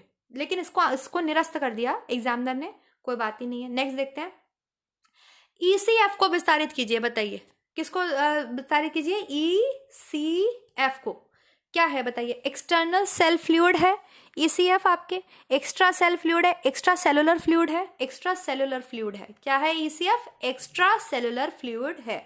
नेक्स्ट देखिए, कोशिकाओं में लिपिड का संश्लेषण, देख लीजिए दोनों प्रश्न पूछ लिए हैं। प्रोटीन का संश्लेषण राइबोसोम्स करते हैं, और लिपिड का आपके स्मूथ एंडोप्लाज्मिक रेटिकुलम करता है, स्मूथ एंडोप्लाज्मिक रेटिकुलम करता है, ठीक है, वसा का संश्लेषण। जबकि आपके प्रोटीन का कौन करते हैं? Rough endoplasmic reticulum and ribosome, सबसे ज्यादा राइबोसोम्स, उसके बाद रफ, और स्मूथ वाले क्या करते हैं? स्मूथ वाले आपके इसका करते हैं, वसा का। कुछ ऐसे होते हैं ना एंडोप्लाज्मिक रेटिकुलम, कुछ लाइक इस तरीके का स्ट्रक्चर होता है ऐसे, और फिर इस तरीके का होता है ये वाला। तो ये वाला हिस्सा तो कहलाता है, ये जो टेढ़ा मेढ़ा है इसी पर राइबोसोम चिपके होते हैं। ये वाला हिस्सा कहलाता है रफ, मतलब खुरदुरा, और ये होता है आपके स्मूथ, स्मूथ ये वाला स्मूथ होता है। तो ये वसा का संश्लेषण करता है, ये वाला आपके जो रफ है ये आपके प्रोटीन का संश्लेषण करता है। सबसे ज्यादा राइबोसोम्स करते हैं, लेकिन इसमें हेल्प आपके रफ एंडोप्लाज्मिक रेटिकुलम भी करता है, ठीक है। आगे देखिए, स्वयं प्रतिलिपिकारी हैं, क्या है? लाइसोसोम्स, माइटोकॉन्ड्रिया, गोल्गी संरचना, क्या है? स्वयं प्रतिलिपिकारी हैं, बताइए। माइटोकॉन्ड्रिया हो जाएगा इसका आंसर, क्या हो जाएगा? माइटोकॉन्ड्रिया, ठीक है। स्वयं प्रतिलिपिकारी हैं आपके, क्या होते हैं? माइटोकॉन्ड्रिया। नेक्स्ट देखिए, अंडे का निषेचन कहाँ होता है? अंडे का निषेचन, ये क्वेश्चन भी एग्जामिनर ने निरस्त करा है, सबको गलत बताया। क्यों भाई, क्यों गलत बताया? एम्पुली तो इसमें बिल्कुल सही था। हाँ, फेलोपियन ट्यूब में एम्पुला पार्ट होता है, उसे एम्पुली भी बोलते हैं, तो क्यों निरस्त कर दिया? यह आंसर तो बिल्कुल सही था, इसको निरस्त कर दिया, लेकिन इसका आंसर एम्पुली हो जाएगा। अंडे का निषेचन कहाँ होता है? फेलोपियन ट्यूब्स में होता है। फेलोपियन ट्यूब्स के किस भाग में होता है? एम्पुला में होता है, उसको एम्पुली भी बोलते हैं, सबसे बड़ा भाग है वो फेलोपियन ट्यूब का। नेक्स्ट देखिए, कोशिका कंकाल, भाई कोशिका में भी कुछ कंकाल होता है जिससे कोशिका को स्ट्रक्चर मिलता है, तो वो क्या होते हैं? माइक्रोट्यूबुल, माइक्रोफिलामेंट्स, या आपके इंटरमीडिएट फिलामेंट्स, ये सभी होते हैं, ठीक है, ये सभी होते हैं। कोशिका वाला वीडियो देखिएगा, ये सब चीजें मैंने उसमें पढ़ाई हुई हैं। रक्त का पीएच कितना होता है? पीएच क्या होता है? Potential of hydrogen. ये होता है पीएच स्केल 7 पे होता है न्यूट्रल, 7 से जितना कम हो जाएगा उतना आपके होगा एसिडिक, 6, 5, 4, 7 से जितना ऊपर होगा उतना आपके होगा एल्कलाइन। रक्त का पीएच होता है 7.4, मतलब रक्त हल्का सा क्षारीय है, हल्का सा, ठीक है। 7.4 मतलब यहीं पर कहीं पर आ गया, तो रक्त हल्का सा क्षारीय होता है। 7.4 पीएच होता है ब्लड का। नेक्स्ट बताइए, वर्णकों को क्या कहते हैं? वर्णक मतलब पिगमेंट। पिगमेंट को क्या कहते हैं? पिगमेंट को रंग बंधक कहते हैं, रंग कहते हैं, स्याही कहते हैं, क्या कहते हैं? भाई ये सब इसमें से आंसर दिया है उपरोक्त में से कोई नहीं, ठीक है। वर्णक आपके पिगमेंट्स होते हैं कलर ऑफ पिगमेंट्स में। हालांकि पिगमेंट्स आपके डाइज होते हैं एक तरीके के। डाइज में और इसमें डिफरेंस क्या होता है? पिगमेंट आपके डाइज ही होते हैं। कलर में और पिगमेंट में क्या डिफरेंस होता है? कलर घुल जाते हैं, पिगमेंट्स आपके घुलते नहीं है। इनको घोलने के लिए आपको किसी न किसी बाइंडर की जरूरत पड़ती है, ठीक है। अगर आप पिगमेंट्स का सिनोनिम देखने जाएंगे तो इन्हें रंजक बोला जाता है। क्या बोला जाता है? रंजक बोला जाता है। कहीं कहीं पे आपको रंग भी देखने के लिए मिलेगा, but they are not the colour, ठीक है। ये प्रॉपर कलर नहीं होते हैं, ये घुलते नहीं है जल में। इनको घोलने के लिए पिगमेंट्स को किसी ना किसी बाइंडर की जरूरत पड़ती है, उसकी सहायता से ये घुलते हैं। तो इसका आंसर हो जाएगा उपयुक्त में से कोई नहीं, ठीक है। वर्णक रंग नहीं है, रंग बंधक नहीं है। रंग बंधक मैंने बताया ना, बाइंडर, जो रंग को बांध के रखते हैं, वो बाइंडर यूज करे जाते हैं आपके पिगमेंट्स को घोलने के लिए। पिगमेंट्स होते हैं, हिंदी में अगर आप इनको देखेंगे, वर्णक को रंजक बोला जाता है, रंजक, प्रॉपर सिनोनिम जो इनका होता है। नेक्स्ट देखिए, वह धागे जो रेशे की संपूर्ण लंबाई में फैले हैं क्या कहलाएंगे? भैया लंबाई में फैले हैं, ऐसे लंबे लंबे वॉप यांस हैं। ये कौन से यांस हैं? ये वेफ्ट यांस है। हमेशा ध्यान रखिएगा कहीं आप ऐसे लंबाई में फैलाने लग जाएं, ऐसे वेफ्ट होते हैं, ठीक है, लंबाई में ऐसे, तो ये आपके वॉप यांस है। कौन से यांस है आपके? वॉप। इन्होंने रैप लिख दिया हिंदी में, वॉप यांस है। क्लियर? सब याद रखेंगे, सबको पता भी है।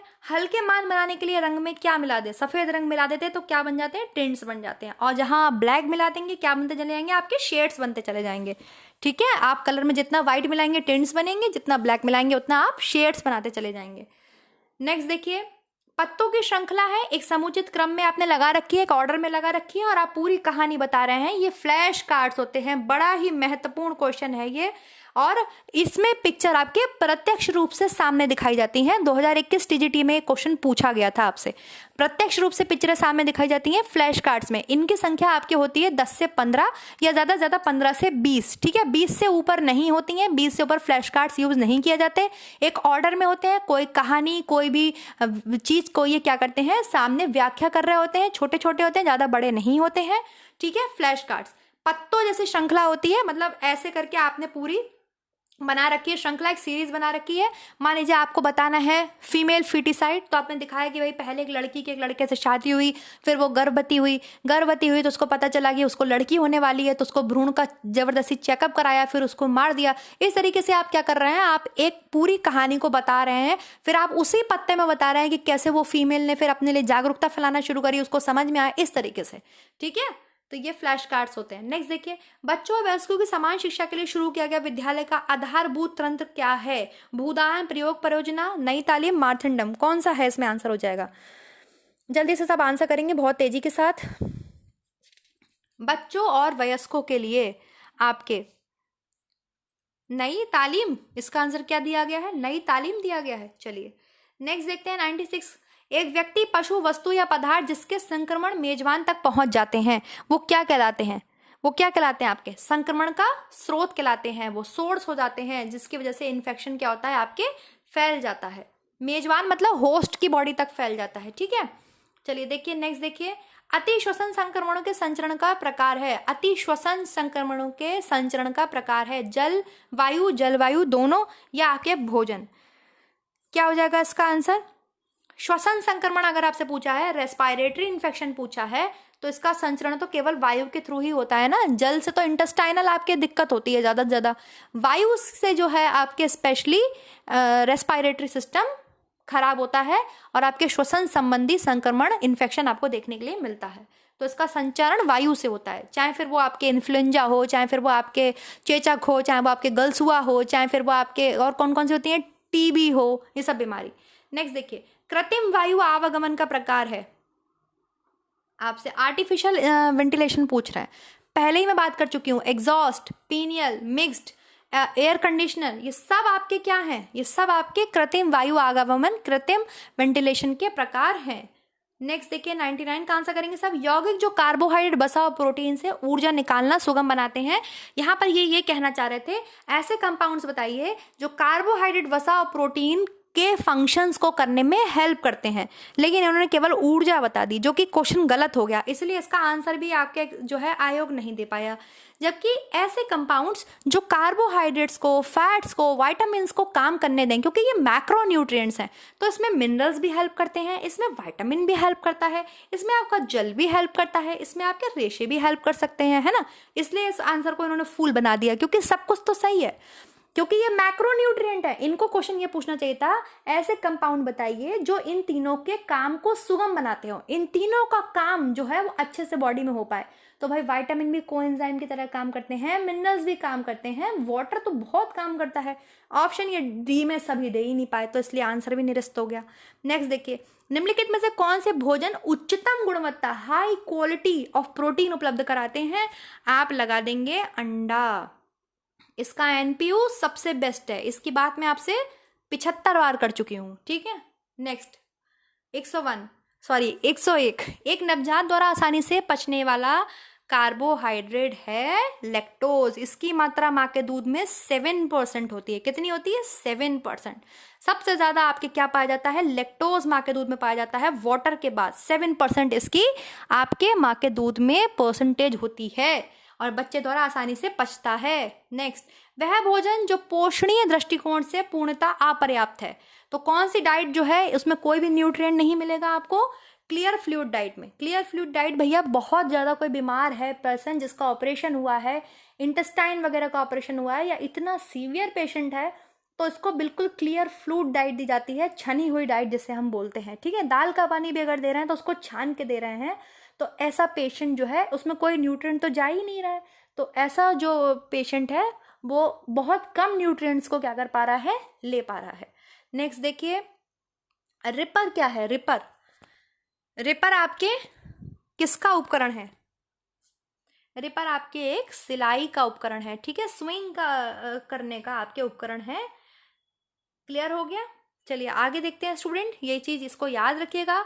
National anaemia control programme, national राष्ट्रीय पोषणीय एनीमिया प्रोफिलैक्सिस कार्यक्रम भारत में कब शुरू किया गया? ये प्रोग्राम सारे मैंने आपको पढ़ाए हुए हैं, अनीमिया वाला भी पढ़ाया है, विटामिन वाला भी पढ़ाया है, बालवाड़ी बच्चों के लिए सारे प्रोग्राम मैंने आपको पढ़ाए हुए हैं, आप पढ़ सकते हैं। 1970 इसका आंसर हो जाएगा, ठीक है, 1970। क्लियर है?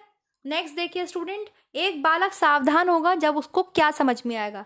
जानवर का खतरा, खेलना, चित्रकारी, दिवा स्वप्न। तो बिल्कुल लॉजिक वाला क्वेश्चन था, बच्चा एकदम सावधान हो गया, एकदम सीधा खड़ा हो गया, क्योंकि उसको लग रहा है कि अब हमको ये डॉगी काट लेगा, जानवर का खतरा है, ठीक है। नेक्स्ट देखिए, मृदा युक्त जल के उपयोग से जल शुद्ध किया जाता है। ब्रोमीन, आयोडीन, फिटकरी, कैल्शियम ऑक्साइड। मृदा युक्त जल है, जल में आपके मिट्टी मिली हुई है, तो आप किसका उपयोग करके जल को शुद्ध कर सकते हैं? आप फिटकरी का यूज करके, आयोडीन नहीं, फिटकरी का यूज करके आप क्या कर सकते हैं? जल को शुद्ध कर सकते हैं। फिटकरी है, क्लोरीन है, इसके अलावा आपके कौन कौन से होते हैं? लाल दवा होती है, पोटेशियम परमैंगनेट होती है, इनका यूज करके आप जल को शुद्ध कर सकते हैं। नेक्स्ट देखिए, नवजात को हीमोलाइटिक रोग हुआ है, किसके कारण होता है? हीमोलाइटिक रोग आपके RH असंगतता के कारण होता है, RH फैक्टर होता है आपके। इसकी खोज आपके रीसस बंदर के ऊपर की गई थी, इसीलिए रीसस बंदर से RH ले लिया। और आपके RH जो फैक्टर होता है ये बहुत ही ज्यादा खतरनाक फैक्टर होता है, इसके बारे में मैं आपसे बात कर चुकी हूँ, ठीक है। जिसकी RBC पे ये फैक्टर पाया गया तो वो आपके RH पॉजिटिव होता है, जिसके RBC पे ये फैक्टर नहीं है उसको हम RH नेगेटिव बोलते हैं। नेक्स्ट देखिए, 108, हृदय किस मसल्स का बना होता है? आपकी बॉडी में 3 तरीके की मसल्स पाई जाती हैं, स्मूथ मसल्स, कार्डियक मसल्स, और तीसरी का नाम मेरे दिमाग से उतर रहा है। हार्ट जो है वो आपके कार्डियक मसल्स का बना होता है, ठीक है। स्मूथ मसल्स की आपकी अदर बॉडी बनी होती है, हार्ट आपके कार्डियक मसल्स का बना होता है। वॉलेंट्री, इनवॉलेंट्री एंड शायद आपके कार्डियक मसल्स होती है, हार्ट कार्डियक मसल्स का बना होता है। बता दूंगी, मसल्स के बारे में पढ़ा दूंगी एक दिन। वह आधारभूत प्रक्रिया जिसके द्वारा श्वसन के दौरान गैसों का विनिमय होता है, वो कौन सी प्रोसेस है जिससे गैसों का आदान प्रदान होता है? परासरण, विसरण, फेगोसाइटोसिस, पिनोसाइटोसिस। कितनी बार बताया है process of diffusion, process of diffusion, process of diffusion? कभी ध्यान नहीं दिया होगा, लो जी क्वेश्चन पूछ लिया गया है, बताइए। डिफ्यूजन होता है। कितनी बार ये चीज मैंने बताई है, इसको हिंदी में विसरण बोलते हैं। कि by the process of diffusion, by the process of diffusion, ये शब्द मेरी जबान पर रहता है जब मैं आपको पढ़ाती हूँ तब, कि डिफ्यूजन से थ्रू जो है आपके न्यूट्रिएंट्स भी आपके ट्रेवल करते हैं और डिफ्यूजन के थ्रू ही आपके गैसेस ट्रेवल करती हैं। गैसों का आदान प्रदान मैंने आपको पढ़ाया हुआ है कि ये आपके एल्विलाई है, तो एल्विलाई जो आपके फेफड़ों में पाए जाते हैं, यहीं पर आपके ऑक्सीजन भरी है और ये ब्लड वेसल जा रही है, ब्लड वेसल जा रही है ये आपकी। तो यहाँ पर क्या है, यहाँ पर आपके CO2 है, यहाँ पर क्या है, यहाँ पे आपके O2 है। तो यहाँ पर O2 की मात्रा कम है, यहाँ पर O2 की मात्रा ज्यादा है। तो जब पार्टिकल्स आपके हायर टू लोअर कंसंट्रेशन चलते हैं, यहाँ पर कंसंट्रेशन हायर है, यहाँ पर लोअर है, तो जब इसकी तरफ चल रहे हैं, ब्लड में आ रहे हैं, तो ये आपके कहलाता है डिफ्यूजन। और CO2, यहाँ पे मात्रा CO2 की कम है, ठीक है, लंग्स में CO2 की मात्रा कम है, लंग्स तो O2 से भरी हुई है, ब्लड आपके CO2 से भरा हुआ है, तो ब्लड से CO2 यहाँ जा रही है, ये आपके कहलाता है by the process of diffusion. इसे विसरण विसरण विसरण कहते हैं हिंदी में, ठीक है। देखिए, उदर आंत्र भित्ति किससे बनी होती है? हार्ट कार्डियक मसल से बना होता है, और आपका इंटेस्टाइन स्मूथ मसल से बना होता है, मृदु मांसपेशी से बना होता है। मांसपेशी पढ़ा दूंगी, कोई बड़ी चीज नहीं है, 1-2-3 मिनट की बात है। ऑक्जेंटिक ग्रंथियां कहलाती हैं, लीजिए सेम क्वेश्चन पूछा था, ऑक्जेंटिक ग्लैंड को और भी आप क्या कह सकते हैं? उदर ग्रंथि, आंत्र ग्रंथि, कार्डियक मसल्स या वायु कोशिकी मसल, बताइए। ऑक्जेंटिक ग्लैंड्स कहाँ पाई जा रही थी? अभी बताया था मैंने आपको, आपके पेट में पाई जा रही थी। स्टमक में ऑक्जेंटिक ग्लैंड्स थी कि नहीं थी? ऑक्जेंटिक ग्लैंड्स बोलो या ऑक्जेंटिक सेल्स आप बोल दो, आपकी गैस्ट्रिक ग्लैंड्स के अंदर थी, तो उदर ग्रंथियां हो गई हैं। नेक्स्ट देखिए, 112, लार में पाचन एंजाइम होता है। लार में कौन सा पाचन एंजाइम होता है? तो टाइलिन होता है, अमाइलेज होता है, जो कार्बोहाइड्रेट स्टार्च को माल्टोज में कन्वर्ट कर देता है। नेक्स्ट देखिए, शुक्रजनक नलिका में उपस्थित होती है। बड़े क्वेश्चन पूछे गए हैं स्पर्मेटोजेनेसिस से, बड़े क्वेश्चन पूछे गए। शुक्रजनक नलिका में आपके टेस्टीज में उपस्थित होती हैं। कहाँ होती हैं ये नलिका? जैसे आपके फैलोपियन ट्यूब्स ओवरीज में होती हैं, सॉरी आपके यूट्रस से कनेक्टेड होती हैं, वैसे ही भाई ये टेस्टीज होती हैं, ठीक है। शुक्रजनक नलिका वृषण में उपस्थित होती हैं, टेस्टीज में उपस्थित होती हैं। स्पर्मेटोजेनेसिस पढ़ाना पड़ेगा। शुक्राणु की परिपक्वता होती है अधिवृषण, शुक्राणु पुटिका, वृषण या प्रोस्टेट ग्लैंड। शुक्राणु आपका कहाँ परिपक्व होता है? स्पर्म की परिपक्वता आपके एपिडाइमिस में होती है, अधिवृषण में होती है, ठीक है। कहाँ होती है? अधिवृषण। स्पर्म आपके मेच्योर होता है, जैसे आपके फॉलिकल कहाँ मेच्योर होता है? आपके ओवरीज में, वैसे ही ये भी मेच्योर होते हैं, स्पर्म भी मेच्योर होते हैं। नेक्स्ट देखिए, नर में FSH कोशिकाओं को उद्दीपित करता है। मैंने बताया था ना, FSH और LH फीमेल पे काम करते हैं, तो मेल पर भी काम करते हैं। तो FSH नर में क्या जो है आपके स्टिमुलेट करता है? लाइडिंग सेल, सर्टोरी सेल, शुक्राणुजनक सेल्स, किसको? सर्टोरी सेल्स को करता है, ठीक है। जो आपके सर्टोरी सेल्स होती हैं नर में, FSH आपके वृषण की कोशिकाएं सर्टोरी सेल्स को आपके क्या करता है? मैच्योर करता है। क्लियर हो गया स्टूडेंट्स? समझ में आ गया? स्टिमुलेट करता है। नेक्स्ट देखिए, कार्पस ल्यूटियम क्या स्रावित करती है? तो कार्पस ल्यूटियम आपके दोनों प्रोजेस्टेरॉन एस्ट्रोजन दोनों स्रावित करती है। कितनी बार पढ़ाया है आपको मैंने, ये चीज आपका यूट्रस है और ये आपकी फैलोपियन ट्यूब्स हैं, यहाँ पर आपके ये लगी होती हैं। अगर आप किसी की मान लीजिए प्रेगनेंसी हो गई है और 3 महीने के अंदर किसी की ओवरीज को काटना पड़ गया, तो ये प्रेगनेंसी अबॉर्ट हो जाएगी, क्योंकि आपके कार्पस ल्यूटियम कहाँ है? कार्पस ल्यूटियम आपके ओवरीज में है, और ओवरीज आपके एस्ट्रोजन और प्रोजेस्टेरॉन के बॉडी में मेंटेन रखती हैं, दोनों रिलीज करती है। कोशिका झिल्ली के लिपिड द्विपरत में फॉस्फोलिपिड्स क्या होते हैं? जल भीरु, जल भेद। जल भीरु मतलब हाइड्रोफिलिक, हाइड्रोफोबिक जिन्हें आप बोल सकते हैं, ठीक है। और आपके ये मतलब हाइड्रोफोबिक मतलब जल से डरने वाले, और जल प्रिय मतलब हाइड्रोफिलिक, इन्हें जल पसंद है। तो कोशिका झिल्ली आपके दोनों में प्रेजेंट होती है, ठीक है। लिपिड की 2 परत आपके दोनों में प्रेजेंट होती है। हाइड्रोफोबिक और हाइड्रोफिलिक आप समझते हैं? हाइड्रोफोबिक मतलब जिसको पानी से डर लगता है, और मतलब डर से मतलब कि वो पानी में एक्टिविटी नहीं कर पाते, और हाइड्रोफिलिक मतलब कुछ जो ऐसी चीजें होती है जो अपने पानी में एक्टिविटी कर पाते हैं, तो उनको हाइड्रोफोबिक और हाइड्रोफिलिक के नाम से बता देते हैं। नेक्स्ट देखिए, फैलोपियन नली क्या कहलाती है? कितनी बार क्वेश्चंस को रिपीट करा गया है। फैलोपियन नली आपके अंडनली कहलाती है, ओविडक्ट कहलाती है। फैलोपियन नली के आपके 2-3 नाम है स्टूडेंट्स, आज आप यही क्लास में याद करके जाएंगे इसके सिनोनिम्स को। फैलोपियन ट्यूब को आपके ओविडक्ट, मुलेरियन डक्ट एंड आपके सेल्फिंग्स बोलते हैं। क्या बोलते हैं? मैंने आपको इसके 3 नाम और बताए। फैलोपियन नली को आपके अंडनली, ओविडक्ट, मुलेरियन डक्ट एंड आपके सेल्फिंग्स के नाम से जानते हैं। किसके नाम से जानते हैं? सेल्फिंग्स। ये लिख लीजिए आप लोग अपने पास, बहुत इंपॉर्टेंट है। सेल्फिंग्स के नाम से जानते हैं, ठीक है। नेक्स्ट देखेंगे 120 नंबर पे, जल्दी जल्दी। बड़े बड़े फूल, पत्ती वाले नमूने, ढाका की साड़ी क्या कहलाती है? तो बड़े बड़े फूल हैं, पत्ती वाले नमूने हैं, तोरेदार है। क्या है आपके? तोरेदार इसका आंसर हो जाएगा, ठीक है ना, बिल्कुल सही है ना। नेक्स्ट देखिए, नेक्स्ट आपके 121, रक्त की प्रकृति हल्की। देखिए कितनी बार पूछा है, अभी इससे पीएच पूछा है, अब उसकी प्रकृति पूछ रहे हैं। जब हमें पता है कि पीएच 7.4 होता है तो रक्त हल्का सा क्षारीय होता है, क्योंकि हम स्केल जान चुके हैं। 7 पे न्यूट्रल होता है, 7 से बढ़ते जाएंगे तो 0.4 यहीं आ जाएगा, तो हल्का सा क्षारीय होता है। जबकि इधर चले जाएंगे तो आपके एसिडिक हो जाएगा, ठीक है। नेक्स्ट देखिए, वर्ण गहराई मान, वर्ण गहराई मान, ह्यू, वैल्यू, इंटेंसिटी, ये 3 डायमेंशंस हैं किसकी? तो ये 3 डायमेंशंस है आपके कलर की, रंग की 3 डायमेंशन है, ह्यू है, वैल्यू है और आपके क्रोमा है, जिसे आप इंटेंसिटी के नाम से भी जानते हैं। नेक्स्ट बताइए 123, इनमें से सही युग्म कौन सा है? तो सही युग्म कौन सा है? पहला ही सही है, पैठणी महाराष्ट्र की है, ब्रोकेड बंगाल का नहीं है, बलूचरी बनारस की नहीं है, कांजीवरम बंगाल की नहीं है। नेक्स्ट देखिए 124 का आंसर करेंगे सब बहुत तेजी के साथ। बाटिक कार्य के लिए कौन सी डाइस का यूज किया जाता है? बाटिक के लिए आपके नेफ्थॉल डाइस का बेसिकली यूज किया जाता है। नेक्स्ट देखेंगे लास्ट क्वेश्चन आज की वीडियो का, आज के सेट का, चुन्नट तह नमूना में केंद्र बिंदु से क्या चमकता है? चुन्नट है गैदर जिन्हें आप बोलते हैं, या प्लीट्स बोल सकते हैं चुन्नट का, वैसे तो गैदर बोला जाता है। तो ये आपके अर्धव्यासी संतुलन को दिखाते हैं। अगर आप सेंटर पॉइंट से देखेंगे तो ये आपके अर्धव्यासी संतुलन को दिखाते हैं, ठीक है। ऑप्शन नंबर बी यहाँ पर आपके सही हो जाता है। इसी के साथ आपका पीजीटी 2016 का पेपर सॉल्व हो चुका है। आई होप आपको क्लियर हो चुका होगा, इंपॉर्टेंट क्वेश्चन समझ में आ गए होंगे कि हमें कहाँ पर ज़्यादा फोकस देना है, टीजीटी में भी पीजीटी में भी।